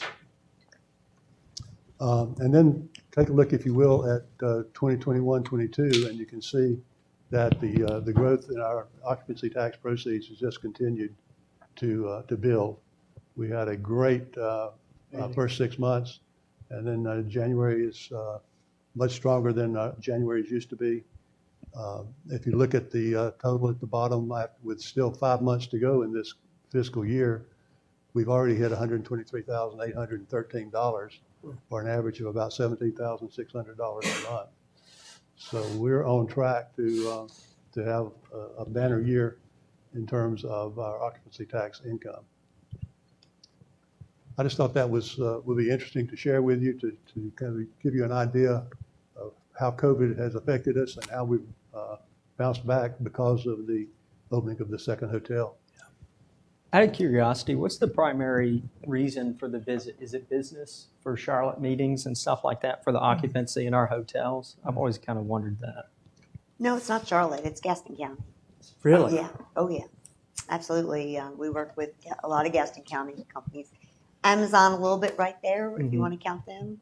But it's Gaston County. That's awesome. They come in through the airport, but they stay and do business in Gaston. Beverly Knits, Man and Hummel, Duke Energy. It's Gaston County work. That's awesome. Your question was very, very well timed, Alex, because at this point I wanted to get Mackenzie, if you will, to talk with us a little bit about the occupancy rates at the Hampton Inn and a little bit about what you see going forward. Do you think we're going to continue to have those kinds of rates? So, really, we at the Hampton Inn picked up a lot in November and December. I think November and December, we blew our budget completely out of the water. Just walk-ins, more people are traveling now, and I don't see that slowing down anytime soon. We dipped down a little bit in January, but February and the month of March have really picked up as well. Especially going into wedding season, we're not going to slow down anytime soon. From my property standpoint, I do have more wedding business in the spring than I do in the summer. Traditionally, the Hampton has been flooded with weddings in the summer, but just in my opinion, I think the wedding trends have changed and more people are wanting to get married in the spring and the early fall instead of the summer now. Fall's beautiful around here, so it makes complete sense. But we do still have a busy summer planned. That's when all the sporting events will come through. I personally am anticipating us to have bigger fall than spring this year, simply because going into September and October, we have several large groups already booked with us and selling us out. That's also when the Abbey is going to be going back to school, and we'll have more sporting events as well. So really, we're not going to be slowing down anytime soon. Occupancy during the week is about, well, Monday through Wednesday is about 60-70%. Last 2 weeks it's been around 80%. We actually sold out last night as well as tonight, for example. Then on the weekends from here on out until I'd say June, we're sold out. Susan. And we are similar. We are sold out too. We ran probably about 95% occupancy last year, which is crazy busy. 95%? Yes. Unbelievable. So what I am challenged with now is getting the most for our money. Being an extended stay, people will typically, the market allows them to pay less. That makes sense. You're not leaving. You're spending 6 months without moving. So you would typically pay less. Is that the business that we want? Or do we want to save some of those rooms to get the traveler for the weekend that's willing to pay the bar? So my work now is basically a balancing act on a regular basis. I'm sold out every night. I've been sold out every night this past week. I'm sold out every night. But it's when that one room comes available, do I give it to a corporate or do I let that traveler just come in off of exit 27 and stay with us at full price? So, but keeping our corporates and balancing what business you turn away. Fortunately, having Mackenzie at the wedding, I've been just, literally pushing all the wedding business to her and keeping ours very minimal. But balancing the corporates with the average leisure traveler is basically what we do. Because having the corporates is, you're booked every night. You could book corporates, but the ADR, the average daily rate, is going to be less, which means our revenues are not going to be what you want. So, it's just really figuring out what is the best mix for the Belmont community and the investors, of course. When they have meetings, Susan, where do they meet? At the hotel itself? When they have their meetings, business meetings? They do. We are booked almost every single day at our meeting room. So if it's available, people will grab it. We get really nice revenue. It's a nice perk for those that are staying at the hotel. Yeah. We also do wedding rehearsal dinners. And people aren't even staying at our hotel and having wedding rehearsals. Unfortunately, this past year we had several celebration of life dinners and things like that. This year I'm booked with quite a few family reunions. We have about 6 family reunions coming through this summer that seem to be going to be pretty good business. That's great. So it's, we can be picky, but we want to be smart because we don't want them to keep trying. We just want to be able to sell the business as needed. So and not sell it cheap. Sell it for what it's worth. That's great. Yeah. Hopefully you heard some of the words in there, like wedding, multiple times, and understand why we kind of have chosen the direction we have with Belmont Brides and bringing that back more recently, because I think I heard wedding mentioned about 20 times just now. And when I say cut back on wedding, which means we still have one wedding every single week for the entire year. That's great. That is my strategy, is to have at least one wedding.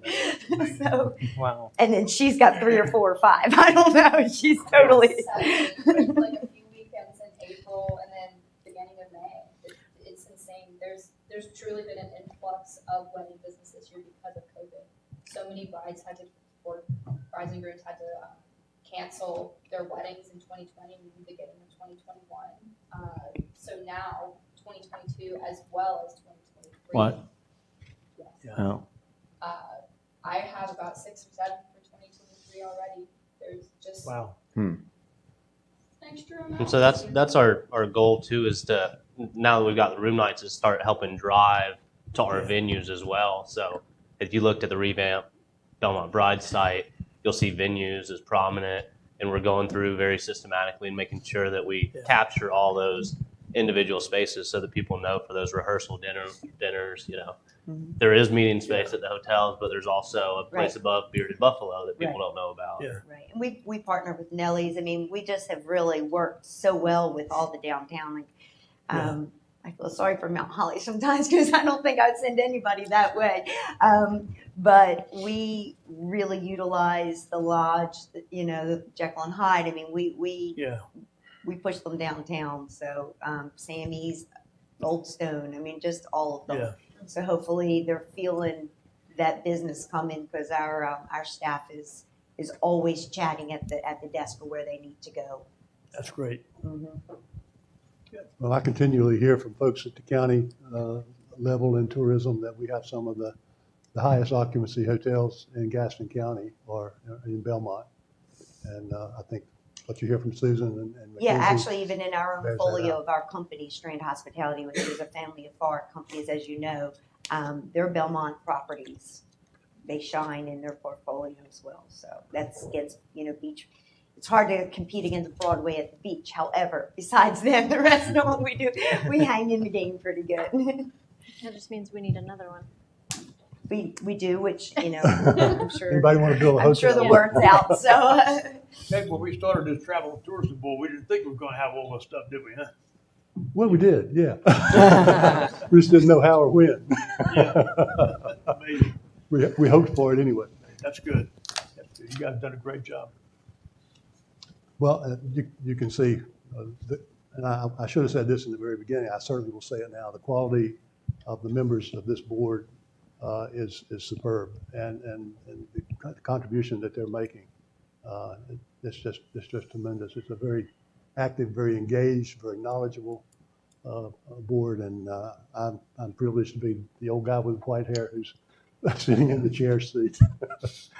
But now I'd like to talk with you about our fund balance. If you will, I'll go to the next slide. Can you read that? If you can't, we got handouts here if that's not legible for you.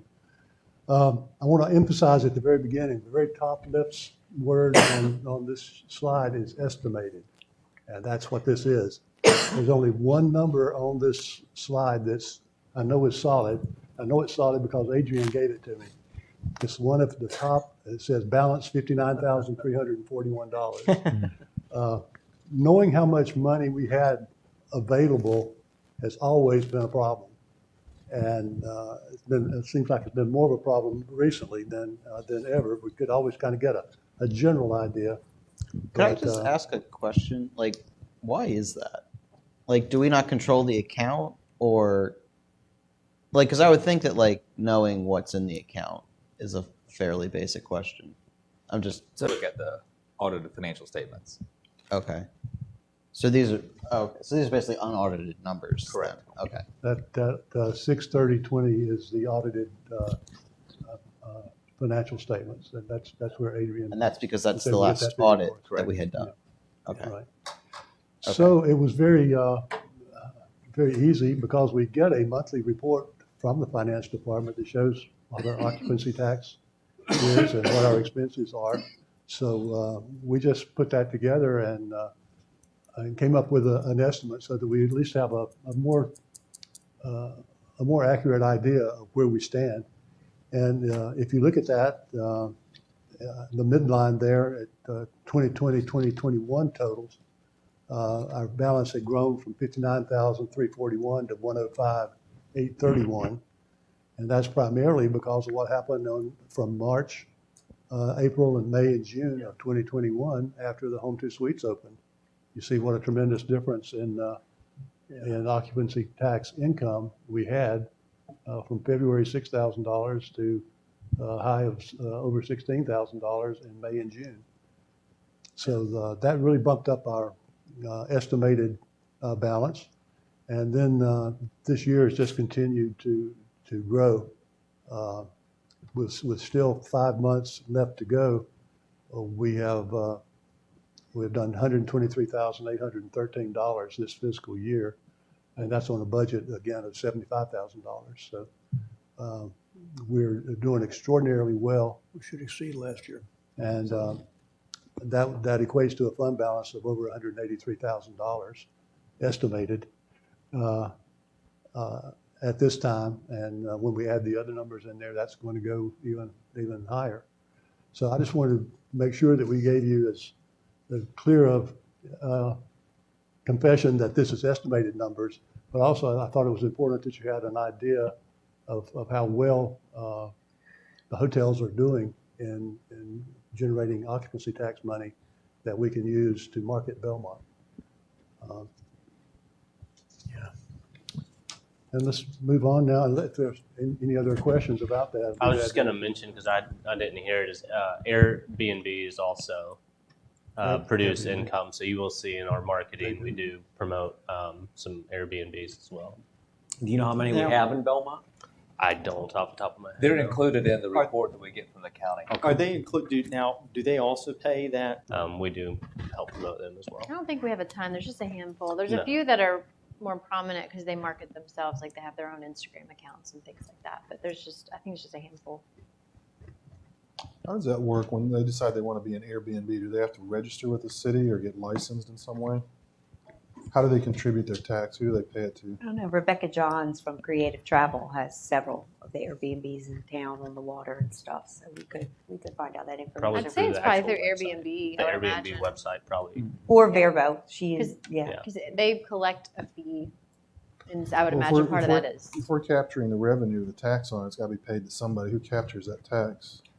So I don't know how all that works. That's all new and fancy and high tech stuff. But I would assume that if you're gonna rent an Airbnb or a VRBO, you go through their app, and they charge you like if you like going through Uber, you don't pay your driver, you pay on the app. Right. Yeah. Yep. And so that would collect the tax on that, and they remit that to the state. Right. Yeah, that's correct. I seen one report that had the Airbnbs on it recently, and it was over $1,000 for that month.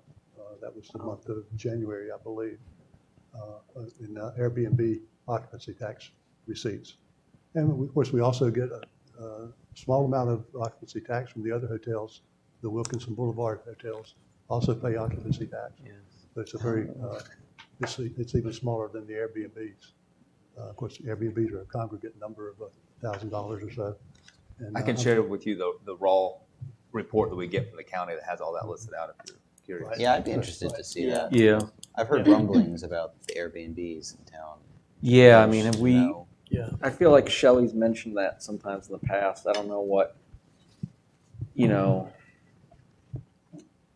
whether we want to look into that and just trying to get a sense of what's going on, whether there's anything like we need to set some kind of guidelines or something. while we still can. What? Yeah. While we still can. Yes. Yeah. I mean, not to take us down the rabbit hole too deep, but I mean, how do other communities deal with it? Are they regulated in any way? Do they have to apply for a business license? I mean, they are a business. A variety of ways, because there's some benefits to it. There's some negative impacts if they're in existing neighborhoods. That's a great discussion for another workshop. Sure. See what I did there? That was good. Well, we are getting on down toward the bottom of our presentation. That's something that's very important. We want to talk about our marketing services. When the Tourism Authority was established in 2008, there was very little, if any, marketing taking place to promote Belmont. We pretty much started out on our own and with a blank slate for how we were going to do that. And there again, I want to say I much express appreciation for the help that Lyerly Agency gave us at that time, helping us create a marketing program that didn't exist in Belmont before that. But what a difference today. Have a community development department, the Downtown Belmont Development Association, a Main Street program that's, as far as I can tell, it's the envy of every city our size in North Carolina, and many, many cities that are much larger than us are envious of what Belmont's doing through those folks working all in tandem here. Every member of the DBDA board, every volunteer, and the outstanding members of the Community Development Department are just to be commended. The Tourism Authority has many incredible partners now, all working to, as I said in the beginning, make Belmont the best it can be. And we're doing a much better job now than ever before, I believe, of collaboration. Having Cassidy as our staff liaison. And Cassidy, I apologize. When we introduced the board, I forgot to introduce you. I'll make up for that right now. Cassidy really likes being recognized and put on the I know I had to force her to sit up here at the table with me, but she is indispensable. And not only is she outstanding in what she does and the way she communicates, but she keeps information flowing between the Tourism Authority and the DBDA and Phil. What can I say about Phil? I told somebody recently he hung the moon in Belmont, and they didn't know what I was talking about, but you guys all know what I mean. Phil regularly attends our meetings, and he regularly presents at our meetings. So we never have a meeting at which we don't talk about what the DBDA and what the Main Street program are doing, either with Cassidy or Phil, or Cassidy and Phil.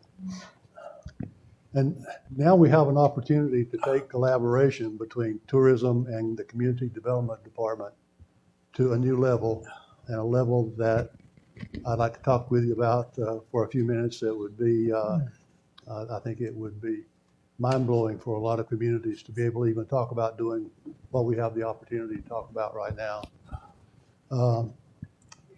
Councilman Turner began talking with us in the middle of last year, I guess, Richard, about the possibility of having a marketing position on the staff as opposed to contracting with an outside firm. We've talked about that off and on over the past several months, and really we plan to give that a lot of consideration right now when we're in this sort of interim period before the next fiscal year starts. We're on a 6-month contract with Garland Burks, and I really thought that right now would be a good time for the Tourism Authority to consider that more fully than we've been able to in the past. And while we were preparing to do that, we got a really big surprise at our meeting in March when we learned that Heather and Walter Burks are interested in becoming staff members of the city of Belmont as a team to do marketing. They had apparently read our minutes when we were talking about this, Richard, and I believe they both approached Phil with that possibility. And we discussed that at our meeting on March the 9th, and I think our board was very enthusiastic about that. Thank you, Cassie, for bringing that on up. You know, anybody who doesn't know Heather and Walter, there they are on the screen, and they're bring such a tremendous amount of skills as a team to do marketing. They're professional photographers, they're professional videographers, they're web developers, they're social media content professionals, they're graphic and design and marketing professionals. Plus, they've offered to bring not only their skills, but also tens of thousands, maybe even hundreds of thousands of dollars worth of equipment that they own, that they would be willing to use in services of the city of Belmont if they were became a marketing team for us. As I said, the tourism board was very enthusiastic about that. We have really been blown away by the professionalism of this young couple and by their skills and what they've already demonstrated, both in Museum of the Moon and the Christmas Village, and now to us directly with just in a matter of a few weeks. Was Garland his dad? I'm sorry. Garland, Walter's dad. Garland is Heather's dad. Heather's dad. Yes, Walter Burks and Heather Garland Burks. Okay. So Walter Burks, Walter Garland, I'm sorry. Mr. Garland is Charlotte Payne. Larry Garland. Okay. That's who his father is. Anyway, I got the Burks and Garland names all mixed up there. But they have the potential to make tens of thousands of dollars, to bring tens of thousands of dollars of their own equipment and use that for the city of Belmont. We think that having a team like that who can provide that level of service would prevent us from having to go out and contract with people to do bits and pieces, like if we need to do a new website, or if the city needs to do a new website. You've got people right there who can take care of that and do it for you. And of course, the videography. Usually when you really want to do a professional video, you have to go out and contract with somebody who's got the equipment and the sound equipment and the editing equipment to really make it look like what Do you think want. it's the right decision using them? I think it is, Mr. Mayor, and I would love to propose that the City Council and staff pursue this opportunity with Heather and Walter Burks, with the understanding that the Tourism Authority would contract with the city for the tourism-related portion of the work that they do on a cost-sharing basis. So it would be two. Sorry, go ahead, Jim. I think Jim's trying to say something. It sounds wonderful. I'm confused as to logistically how it's going to work. If like they're becoming city staff, like walk me through that. Explain that to me. So before we get into that, I just kind of want to set the stage. So you've seen our income, right? Or our revenue. At a certain point, it becomes cost prohibitive to outsource everything. The number of objectives we want to achieve, the volume that we want to achieve, you can't outsource that. We now, with the second hotel online, have enough revenue to support paying the salary. We're essentially taking the money we used to spend to outsource something and get 10 hours a month, and we're going to get 40 hours a week. So potentially times two, but the core of the idea is that we've got revenue to support it, and we will get so much more value out of having somebody in-house. But our tourism authority doesn't have the capability necessary to really facilitate an employee, right? Like we don't have offices, we don't have pens and pencils and all the things. So we want to partner with the city to help us handle all of those HR and employment type things that we can't necessarily handle. In turn, we give some of our revenue towards it. So that's really the core of the crux of the thing is, will the city help us by that? And then now how it sorts out logistically, which is your question, is the whole. Like I don't understand from their perspective. Like are they still going to? I just don't understand. They would, Jeff, they would close their business and become city employees, is their proposal. Heather and Walter are very, very creative young people. They enjoy taking pictures, doing videography, doing websites. What they don't enjoy is sourcing clients. And I think they're in a position where they want to spend their time doing what they love, and they're in a place where they feel like they can do that.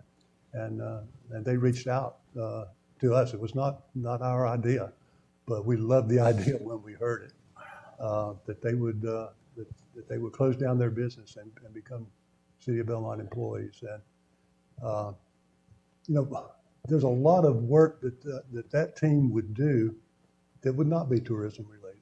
I mean, there's other things that the city needs their skills for. Maybe it's in the utilities department or the public works department or the planning department or other places. Is that something that they would want to do though? Because again, I see that their focus is again what they did with the moon, but do they understand that that's what they would sign up to do if that went forward, that they could be kind of a flex position in the city going around, right? Well, I mean, they would still be doing the things that they love. Would they be graphic design, website development, social media work, all those things. But yeah, they would make sure that they do understand that. And sorry, one more follow-up question for that.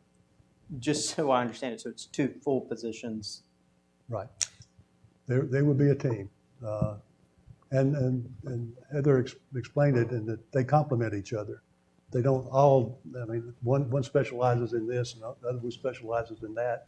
And they need each other to provide the full scope of services that we've already talked about. Ted, let me ask you, I mean, you just increased their scope of work beyond tourism, because you can't make the case that public works has anything to do with tourism.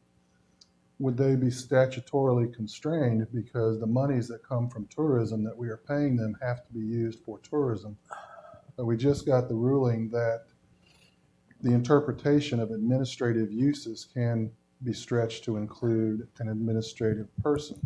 But I would say it would follow that logic would say that paying them those monies, they would have to be hyper-focused on tourism. It could not devolve into planning and zoning, public works. Is that logic sound? What we were suggesting was that we would contract with the city for that tourism piece. Maybe it's 50%, maybe it's 60, maybe it's 40.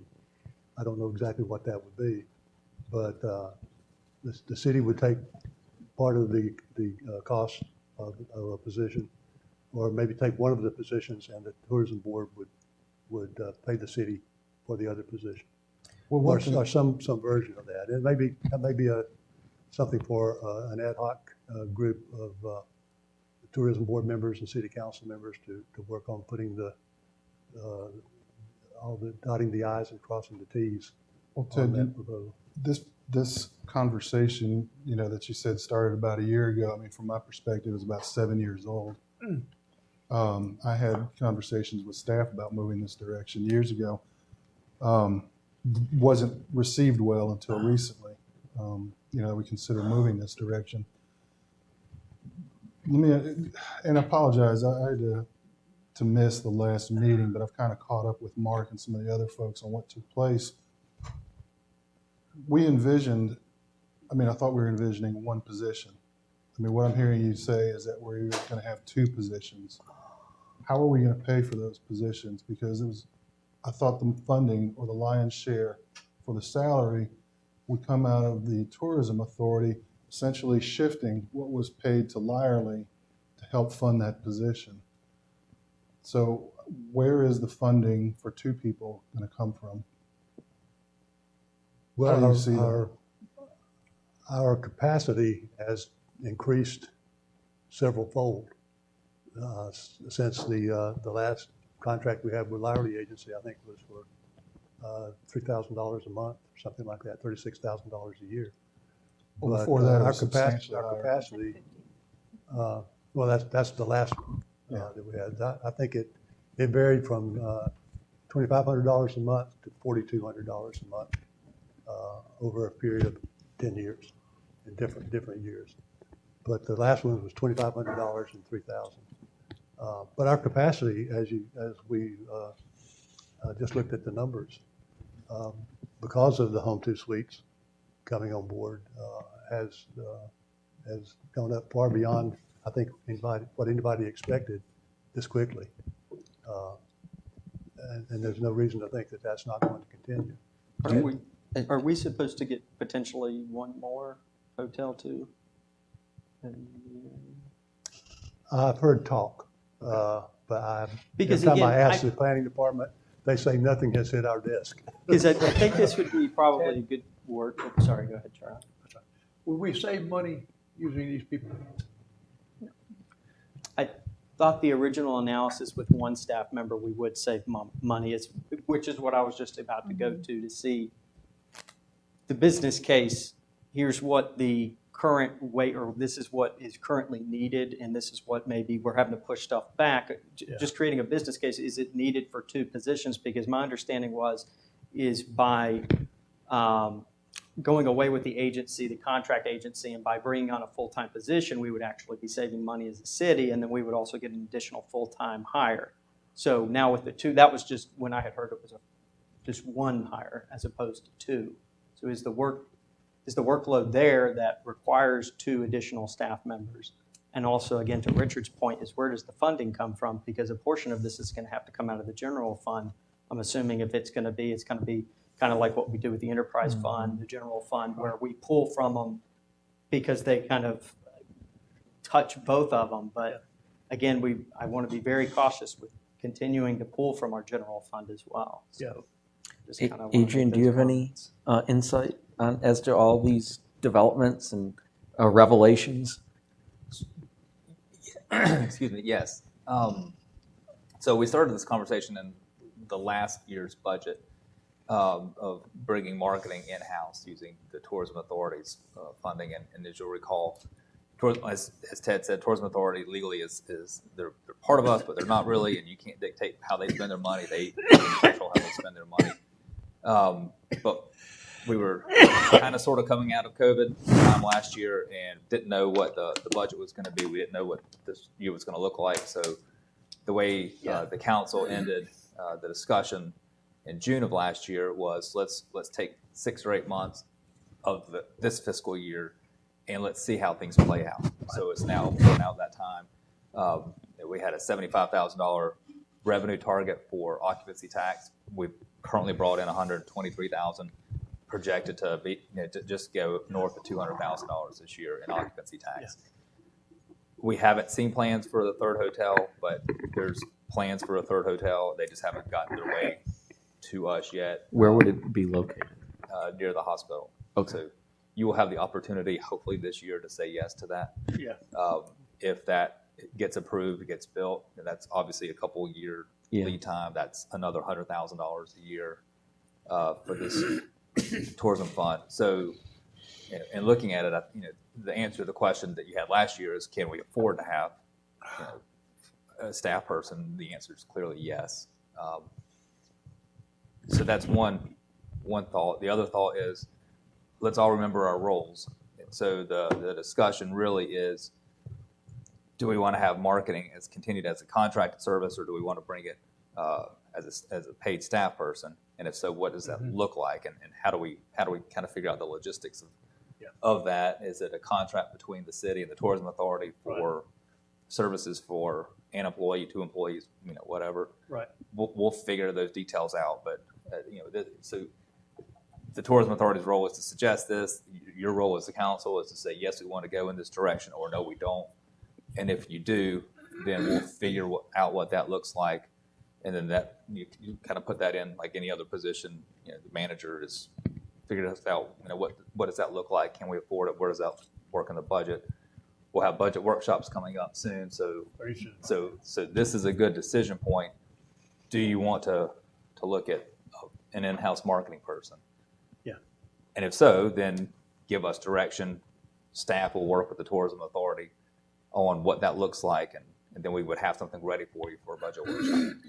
That was kind of where I wanted to kind of set it, is we as a tourism authority, we want this. It will help us be better to have a staff member that is full-time that we can contract with, but we can't do it alone. So we do need the city to help us get there. So it will help us. So at the tourism meeting, I know there was some mention that there were some initial conversations with them regarding compensation.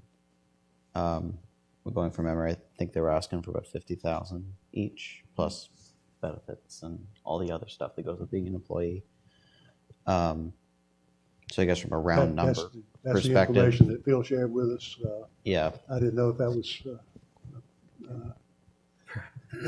public. Well, I figured it was mentioned in one public meeting. It So will here be we are. public. It's a public. Yeah. And again, you would be looking at the position, not the person. Yeah. Ted, let me ask you a question. Why, if it's going through the Belmont Tourism Authority, why are they going through Phil? Why are they not contacting the tourism board or you as chair directly? Because then you feel better, I suppose, because of their affiliations with the Main Street program and Museum of the Moon. And honestly, I think it came up with Phil as a surprise, the conversation, and he literally just took it and gave it to us. Is basically how I understood that conversation, which is the conversation came over lunch that they were interested, but he just gathered that information and brought it to us. So kind of like this came through me, but it doesn't belong to me per se. Well, I mean, conceptually, I mean, I've always agreed with the idea. I mean, I don't know if we're getting the cart before the horse because it seems like we've assigned the job before we've created it.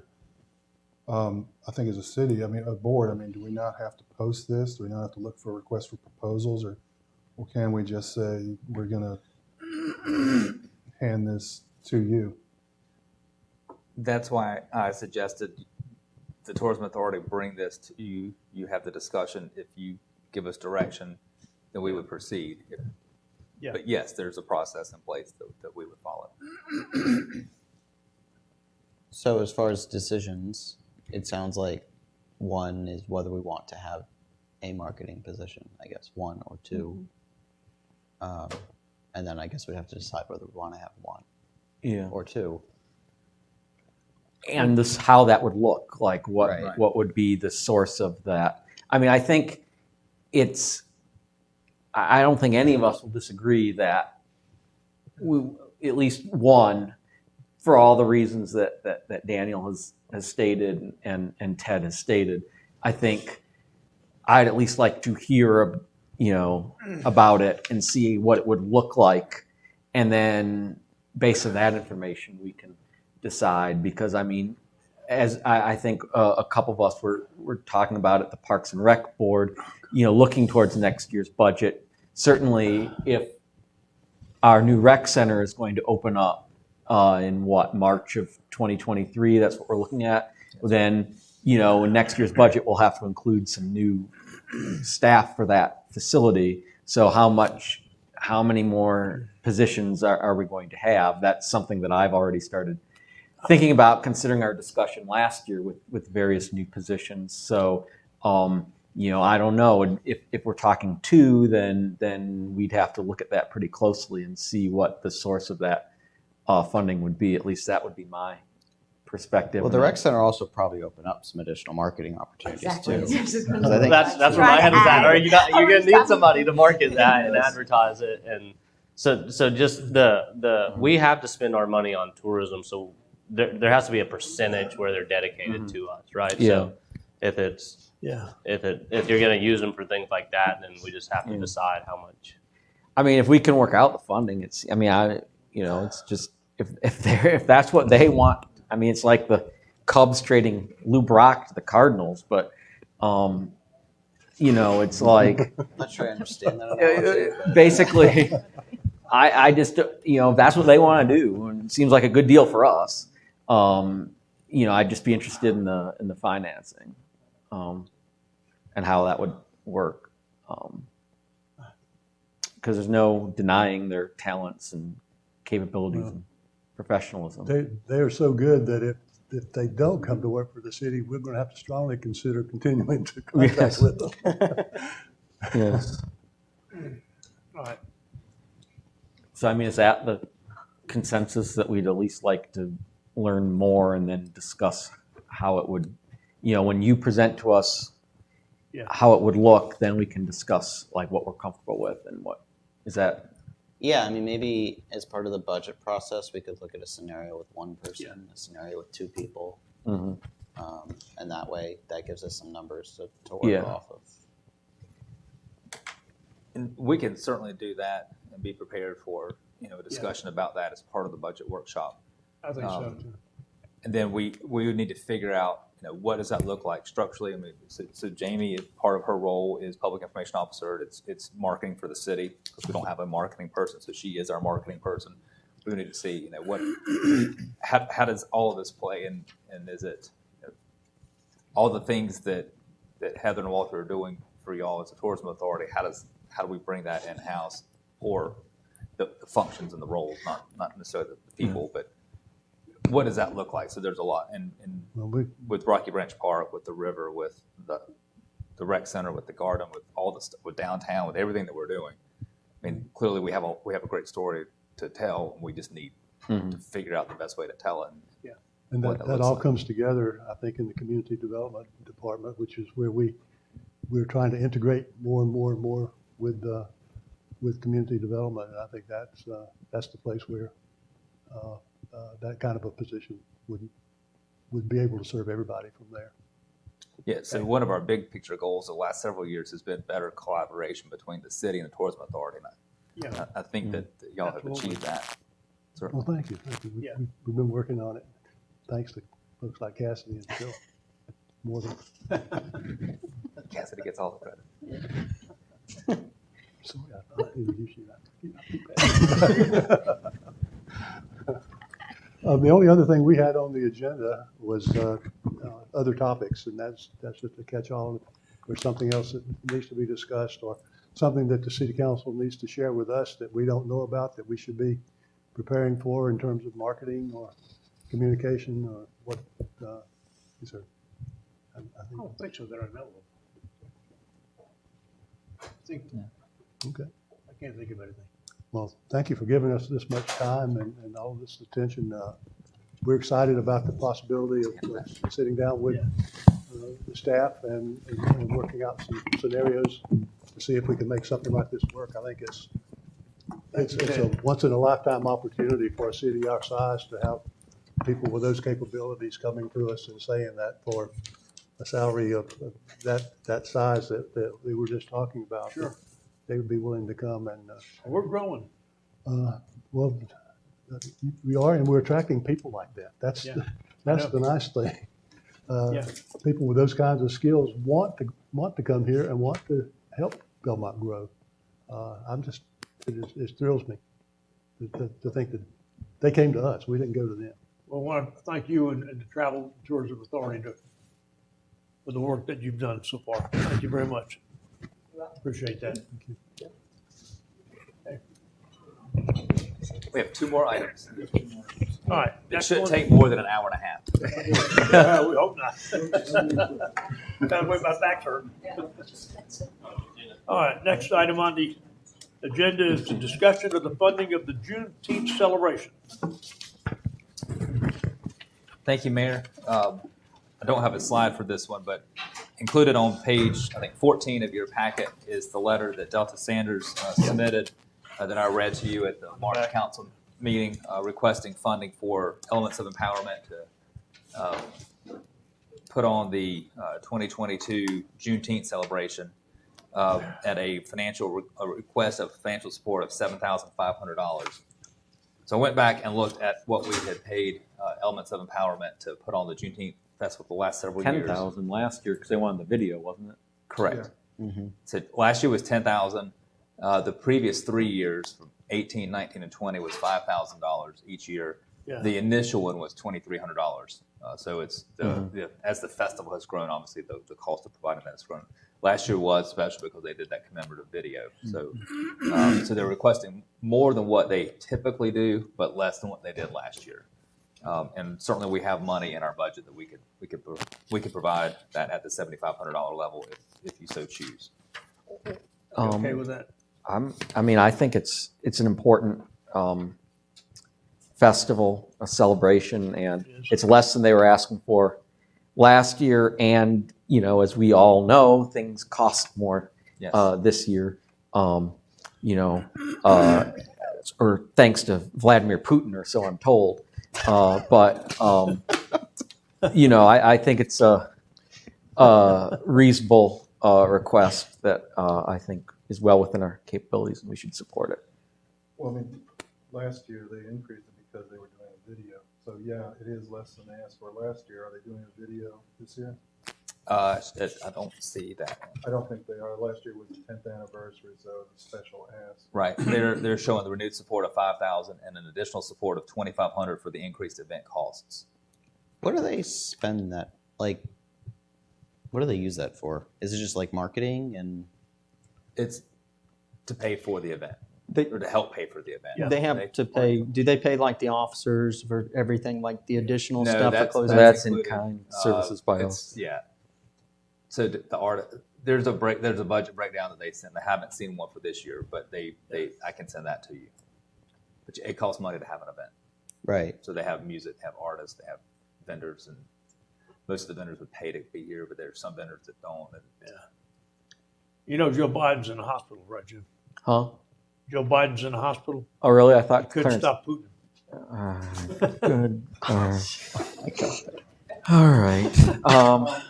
Joe for the day. We'll just strike that from the record. I wanted to they brought this to us and asked that we refer it to a work session, because I mean, I immediately thought, okay, they're asking for an increase. You know, we've had the Wiccans want to have an event over here in this park. You know, we couldn't stop them. We had to grant it to them. But we didn't give them any money.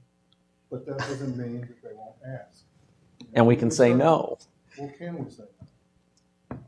I mean, can we say no? Once we start funding certain entities to hold their events in our park, you know, what's to stop anybody else for coming and asking us for money? I mean, do we create a precedent there? I didn't really thought about it in those terms, but, you know, we are transferring city dollars to hold an event in our park.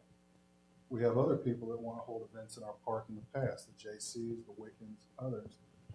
You know, I'm just curious if they catch wind of this, are we going to start getting requests for funding, and how do we deal with that? We've done this. So I'm not sure I understand the relationship between Juneteenth and Wiccans. Yeah. There are events in the park. I mean, that would be the common denominator. It's a city park. I mean, we understand that, right? The two parks are. Well, one's a city event, and one is not. So yeah, why So we don't we partner- explain how this is a city event? Yeah, Maybe so- that's the distinction. Yeah, so when somebody wants to rent the park for an event, as long as they're following all the law, we have to allow them to do it. Well, yeah, I But we don't have to understand give them that. money I for it. understand the difference between city and city event, but this used to be a city event. I Right. mean, we're kind of, are we on the fine line here? I mean, is it a city event and we're just saying we're going to give you cash and run it? I mean, is it still a city event at that point, just because we are condoning it? I mean, we've essentially given up operational So control. we celebrate Juneteenth, we support Juneteenth, we don't condone it. Like Yeah. it's something that we are proud of. We did it as staff, as a city years ago. It was one of those, just a new event that we did. How many years have we been doing that, Adrian? 10 or 11 years now. Huh? 11. 11. This was Last the year. 11. Last year was Last year 10. we Years. did 10. Last year was 10. So as elements of empowerment, Delta and Vince and Anna Young and several folks came to us 10 years ago wanting to do Juneteenth. We worked with them. We created a Juneteenth event for us, for Belmont. As that has grown, elements of empowerment came about, and one of the things they wanted to do was to help with the Juneteenth event. Right. I'm happy to partner with outside groups so it takes burden off of our staff so we can I do think other it's a things. good thing. So we don't know. So to answer your question, no, we don't have to support them. You don't have to give them any money. We don't have to have a Juneteenth event. I don't think that was the question, whether we fund them or not. I didn't say let's cut funding or let's give them the funding. My question is, why is this the funding? And Well, I don't think it'll matter to the Wiccans whether we give them $5,000 or $7,500 to Elements of Empowerment, because if what you're saying is a concern, the Wiccans would make the same argument whether Elements of Empowerment got $5,000 or $7,500. Is this more analogous to the Christmas parade where we historically paid the chamber? That's a good comparison, because we paid out $6,000 to the chamber to put on the Christmas parade. Yeah. Mm-hmm. What that does is that frees us up from not having to put on a Christmas parade. And then we provided in kind for like police and public works stuff and whatever else needs to happen to make that happen. Yes, sir. I'm in favor of it.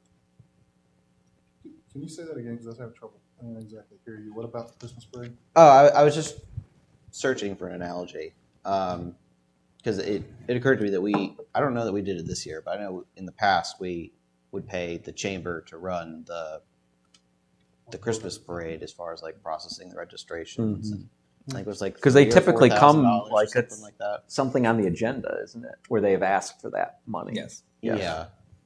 And then the city provided some amount of in kind for like public works coordination and police and that sort of thing. Yes. You want to call it to a vote? Well, I mean, is there any further? No. I mean, whenever I see somebody increasing funding, I think it's good that we at least vet it. I mean, it'd be good to see a budget. Yeah, I mean, I don't know that you can necessarily cap these things, but I mean, mission creep is a military term. It also can be a financial term. I don't want to get caught in a cycle. Is that every year that we go up? And when they did ask for $10,000, I mean, I asked, I think Adrian or Delta, I said, okay, so you're going to resume your annual pass to 5, and was assured, yes, that this was an anomaly because of the video. Okay, I mean, I understand things change, but I mean, that's what the state at the time, that's more or less. I wouldn't have said that, because that's not my event to say that. We don't know for sure they're going to go up anyway next year. We don't know for sure. We don't know, because that's next year. So you've got a request for $7,500. You certainly don't have to do it. You could do 0. You could do 5,000. You could do 7,500. You have discretion. I move to approve the request at $7,500. Second. Alex, second. All in favor, say aye. Aye. All opposed? Okay, those in favor. Okay. Motion carries. Thank you. The next item is also follow-up from the March 7th council meeting. We've got a little bit more information now for you about Deaton Drive. This is also included on page 16 of your packet. As we discussed at the manager's report portion of the March meeting, we had a request from Mr. Haynes to purchase what on this map is the lots that have 1 and 2 on them. Yeah. So for this purpose, there are lots 1 and 2. So he was requesting to purchase those city properties, and then would build a house on each of those. So if you're open to that process, we would do that through the upset bid. He would make an opening bid, and then we would advertise it in the newspaper and have the 10-day upset bid period. But you asked at the council meeting about how these properties would be served by utilities. And you see that if you look on the lower picture, this is the little spike strip I was telling you about at the council meeting. So these 2 properties, again, identified as 1 and 2, do not have frontage on the right-of-way of the Damon Point Drive cul-de-sac. You see that there's just, I don't know exactly how much, but it's just a few feet probably. But it prevents those 2 properties from having access onto Damon Point Drive. So all the parcels that you see labeled 1 through 8 have access. It's sort of assumed access on a gravel road called Deaton Drive that's off of Willarine Drive. It's not a platted right of way. It's not a city street. It's basically just a gravel road. And we go back in there on occasion when we need to. I had mentioned that. What do we do back there? And is there anybody still living back there? All the houses They've been bulldozed. were about Yeah, there were, so several years, 10 years ago, we started looking at this, and there were houses on these properties not receiving city water, city sewer. They'd have to roll their trash carts up to Willerine. It was a bad situation, and it was cheaper to buy them out than it was to put in basically a neighborhood, put in a street and put in water and sewer. So the city purchased 6 of these lots. You see lots 7 and 8 are not owned by the city, and lot 8 has the frontage on Willerine. So, if we were to sell these all as a package for some sort of development, you would need to include lot 7 and 8, which we don't own, don't control, so that you could get access off of Willerine. So the idea of selling this to Habitat for Humanity, for example, for an affordable housing community, which I think would be awesome, but it'd have to be a partnership with the WP Hand Trust group, which is they're local, but that's a lot bigger than just do we want to sell this? What's his intended use for the? It's because if I remember correctly, does he own a piece of property that's touching, or does he own one of these properties? So he right owns there. this one, where it says G Haynes. Okay. And so from what he explained to me, he wants to purchase these and build a house for have his children build houses there to live there. So on the connection piece to the utilities, would we just connect off of his? How would that? We've explored this. We do have water and sewer in Damon Point Drive, and we can provide, and we have adequate capacity to serve 2 additional houses. Okay. What would have to, if he were to purchase those 2 lots, 1 and 2, then he would have to do a lot line adjustment so that those properties would have frontage on a Damon Point Drive. Gotcha. Now, I'll be honest with you. I mean, I hadn't thought about it in the terms, but I did like your idea about some kind of low cost or public housing here. I mean, I was very intrigued by that. Let me ask you, I think I understood you to say that there were issues getting the driveway for these 2 parcels on the Damon Point. the way it's currently configured, yes, sir. Okay, so how would you change that configuration? Would these have to be re-plotted in some way? Yes, sir. And he would, in this scenario where he wants to purchase the properties, assuming that there's no upset bid, assuming that he ends up buying them from us, assuming that you want to sell them, then he would need to figure out the best way to meet our regulations. He does own the adjacent property, so he would have to reconfigure his lot line, just do a lot line adjustment, just to get it replatted. Yeah, I don't know how the rest of you all think, but I mean, like I said, I'm intrigued with the idea. I would not be opposed to making an overture to the, did you say WP Hand folks who own 7 and 8? Yeah. Just on 8. Ronald G. Gaston on 7. To see what they would want for that, because, Mhm. you know, we're all talking about affordable housing and where our police and fire and teachers going to live. And this is in the city. I mean, this is an opportunity. I mean, the other habitat is a very nice project, but it is way out. Mm-hmm. You know, so I mean, I'm in no hurry to sell. If we were in a financial bind and we were looking for revenue, I'd say, yeah, sell it. But right now, I don't feel compelled to really act. I'd like to explore the other me personally, explore the other options, or if that's a viable option. I agree with Richard. No, yeah, I second that as well. Yeah, I agree with that. I'm just thinking, like, if you can't get the access off Willerine, is there a way to go in through Damon Point Drive as far as, I mean, you'd obviously need the cooperation of Well, there has to be access off Willerine. They cannot landlock those parcels. There has to be an easement to get in there, right? Is that not correct? You can't landlock those folks. Well, oh. That's true. We got to be able to get into those properties somehow, right? Like, I mean, Parks, is that? They're virtually landlocked. There's a prescriptive easement by use over a period of time, but getting funding using that kind of access is going to be problematic. Yeah. But I thought it was just a rule of law. You cannot landlock parcels. No, that's not true. No? There are plenty of there's plenty of land that's landlocked. Oh. Yeah, plenty.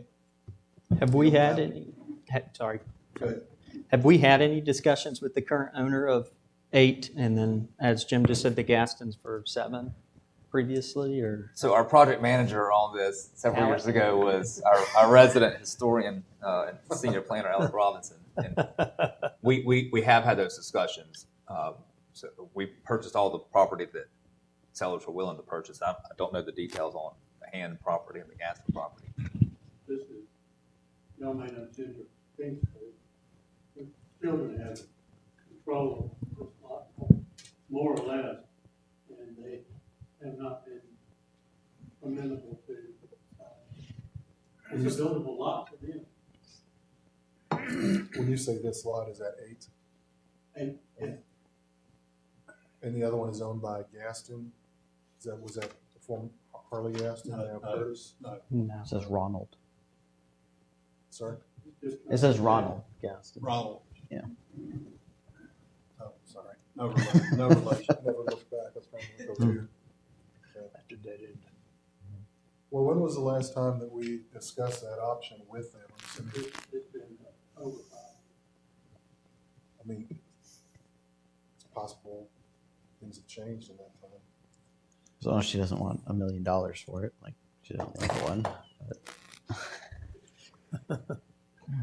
So what I'm hearing is consensus to not entertain an offer to sell those 2 properties at this time, but potentially for us to reach out to the Hand Trust group to see if they're interested in selling that property, and if so, then we could bring that to you and potentially put it all together and then partner with an affordable housing development. But if, I guess for the direction, if it doesn't happen, if they're not interested, I mean, I personally would be interested for it to come back just to review. So, sure. Because I mean, if they weren't interested 5 years ago, and they're not interested now, or they want an astronomical price for it, then it's just not going to be feasible. Well, that's why I was wondering, like, if there's, because we own 4 and 5, right? Yes. So, I mean, I don't know what the buildability of those lots look like, but you know, if this guy wants to build on 1 and 2, and we could configure, you know, an access through 2 or something up into those other lots, and then maybe offer him one of the other ones for his other house that he wants to build or something. I don't know. I'm just kind of thinking out loud here. Alec, what were you saying about the deed restrictions or the This is unconfirmed, but there are covenants for them in point. And one of the articles says, hey, give up any of your land, that is the property owners that are in that neighborhood, to grant access to another parcel outside. Covenants could have been rescinded, I don't know. If they were, when they were recorded, they were for 30 years, and in 2029. So there's that. We don't enforce covenants in the city, but it is an impediment to doing what Mr. Haynes wants to do. I'm not a lawyer. Yeah. Well, Alex, let me ask you something. Does it, I understand what you're saying, because I'm looking at this and I see another option, but I don't know if it's viable. Your access, we're talking about access here on 8. I mean, could the city, if we decided to retain this, I think you just said we can't do this, but could we not create access here? There looks like there would be enough frontage here to create access to this area. That's the covenant of that neighborhood. They're saying that you That's what I can't. was asking you. Okay, so And that's probably why they did it, right? Well, I mean, Oh, yeah, that makes a lot more sense now. Ding, Yeah. ding, ding. Okay. I was the like, way why would those you lot do lines that? are drawn, that would indicate to me that they're probably not interested in an extension of Damon Point Drive down into Deaton. Okay. But is he also saying that, does that restrict them? I mean, I guess that's a planning and zoning question. Can they put driveways in? Are they going to be able to put houses there? So that would be the next step would be to see how much frontage they need to see if they could get 2 additional driveways or just 1. Then there's the private question. It's a civil matter. Can they legally do that, or could the neighborhood, then challenge them based on violation of the covenants? which that's not a city issue, but that's something that he would need to know before he were to purchase that property. Well, it sounds like all this reinforces reluctance. Like, I don't think we need to go through with this now. Let's do some more due diligence and looking at and approaching the owners of 8 and see where we end up. Yeah, if we can get 8, that makes things a lot easier. Yeah. Like, I hope you didn't throw away your files. Okay, good. Get them back out. Let's never throw away a file. All right. Okay. Is that it? So two quick things. I floated out next Monday as a budget workshop, but Richard and Mark said they're not going to be in town. The following week is our council meeting on the 4th. How about April the 11th? Does that work for everyone? Should work as far as I know. Yeah. April 4th is fine. Well, April 4th will be your regular council meeting. So Just the bring a following sleeping week bag. would be. Yeah. We just, so the following Monday, April the 11th. That's fine. That works. That's good. Okay. Budget meeting for what time? Budget workshop. It's 4 o'clock. Does that work for everyone? Mm-hmm. Okay. Okay. And then I think the mayor brought it up a little bit about the middle school. So that does go to the county commissioners tomorrow. And as far as I understand, the question to the commissioners is, do they want to accept the high bid from Care Partners and for the $3.1 million? So they will make that decision. Assuming that they accept that bid, then we will obviously work with Care Partners as the new owners on their plan. And I shared with you in my report what they're wanting to do. It does fit on not everything that they want to do fits with what y'all said you wanted, but the majority of what they want to do fits with what you decided at the retreat. And from talking with the county, they were the only group that shared your vision. Almost everybody else was apartments. Can I ask you a question, Adrian? Because you had said that the county, when they were marketing this thing, was kind of including the upper part of Stowe Park in a way, kind of like trying to lead people to believe that was part of the parcel. You said, we talked the other day, and you said, probably the only way for this project to work is if we sell them that parcel and then they use that for parking. So I know we had some discussion on that. I don't know where we were, because I'm torn on that issue, whether to sell that piece of Stowe Park or not. I don't know what the consensus would be, but if that's integral to their plans, and I don't know, how did they looked at that? Did they assume that it was park? Do we know? They said we thought this was park. We assumed. I don't know how they came up with that. Okay. So when we met with the development team, the Care Partners team, we asked them about their plans for parking, because clearly there's not adequate parking on site for everything that they want to do. And so that's when I said, well, we would hope to partner with the city on some parking solution right there. And of course, that upper level of Stowe Park is ours. Hill Street right away is ours. Then of course that park. So there's just a couple dozen parking spaces on site. There's some area where they could add some parking. Of course, our ordinance doesn't allow parking in the front yard, which is one of the things they considered. Clearly, we would not allow a parking lot in the front yard.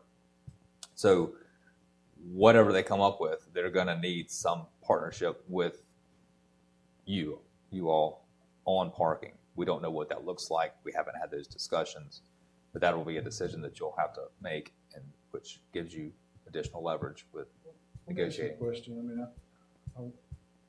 The Newbridge Academy has found a way to put a parking lot in their front yard because of a loophole in our zoning. So when you say they can't put the parking in the front, would that be something, with screening, would that be something they could do through special use? Is that an option? So I'm not familiar with the Newbridge, so I don't want to say anything on that because I don't know that. But we would not allow parking in the front yard. Now, if they would go with conditional zoning, they could ask for that, and you could certainly grant them that. I mean, you have flexibility in your ordinance. It's built in, and that you're not bound to approve. But you can take the position that you're not going to work with these folks and not going to help them, and they're not going to have a project, and the building's going to sit vacant, and that may be okay if you don't like the project. You could take that we will partner with them.